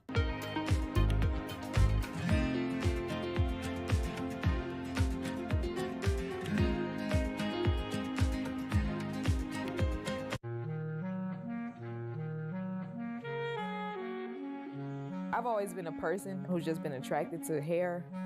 I like to sit and think and theorize how I can manifest these visions that I have for braiding and how I can take something that may seem like it's a line drawing in my mind and apply that to someone's scalp. We are the only culture that has hair that grows out of our head the way that it does. Anyone from the African diaspora is born with this amazingly curly hair that can be shaped into a variety of different ways of expression. I want Black people to love themselves for how they naturally appear and also to appreciate the cultural practices such as braiding that our ancestors have practiced for centuries.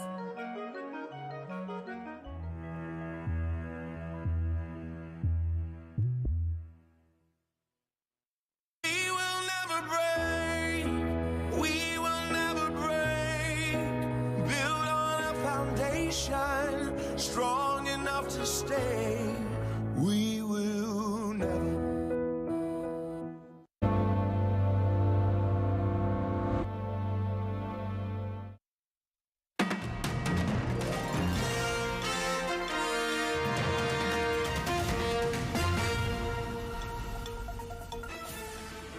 You're watching Daybreak Europe. I'm Juliet Sali in Singapore with the First Word News. And the last leader of the Soviet Union, Mikhail Gorbachev, has died at the age of 91.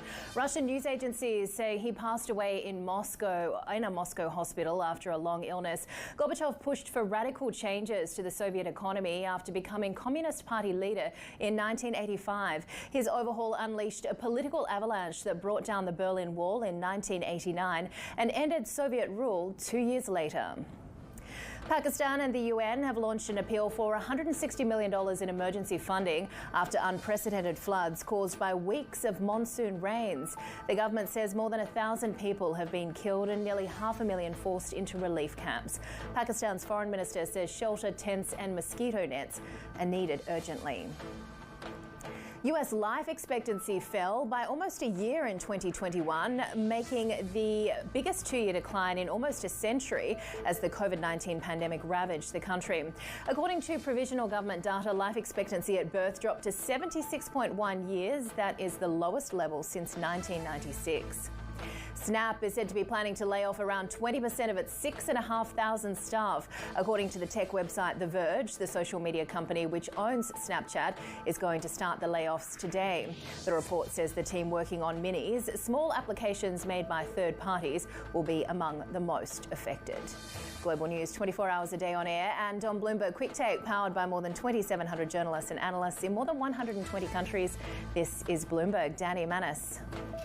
Juliet Sally in Singapore, thank you so much. And Manis, I was just scrambling while Jules was talking to see who's been cutting jobs. Peloton, Calm, LinkedIn, Apple laid off its recruiters. This all in the past month, but it seems to be very concentrated to the tech sector. Yeah, look, is it a natural pause? People are sort of not replacing people who leave. If you look back on the story, Snap, on the 23rd of May, that's when they trimmed back on their sales. I found a fact, and you know that's dangerous. They trimmed their sales forecast, and they said they'd slow hiring. And the next day, Lyft said they were going to bring on fewer people as well.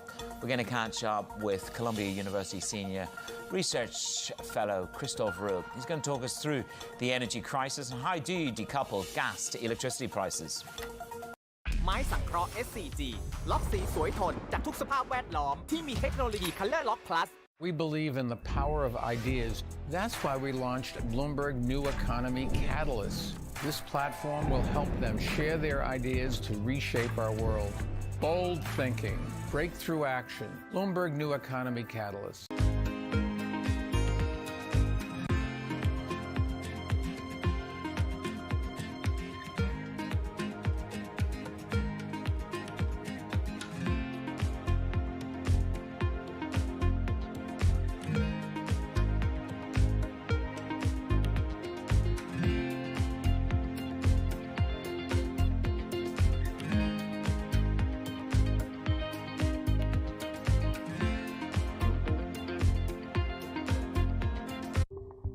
In the past 2 decades, China has built large infrastructure projects in almost every country in Africa. African governments themselves said, we are tired of aid and charity. We want to do trade. We want to be treated like partners. The Chinese came along and said, great, we don't do aid and charity. We want to do business with you. Global Gateway will mobilize 300 billion euros till 2027. Now the US and Europe are answering back with their own infrastructure initiatives to counter China. But African experts are skeptical. China has been that guy around the corner with, a bouquet of flowers to Africa, of the US, Europe and the UK have time and time again said, be careful of the flowers you see out of the window, they have thorns on them.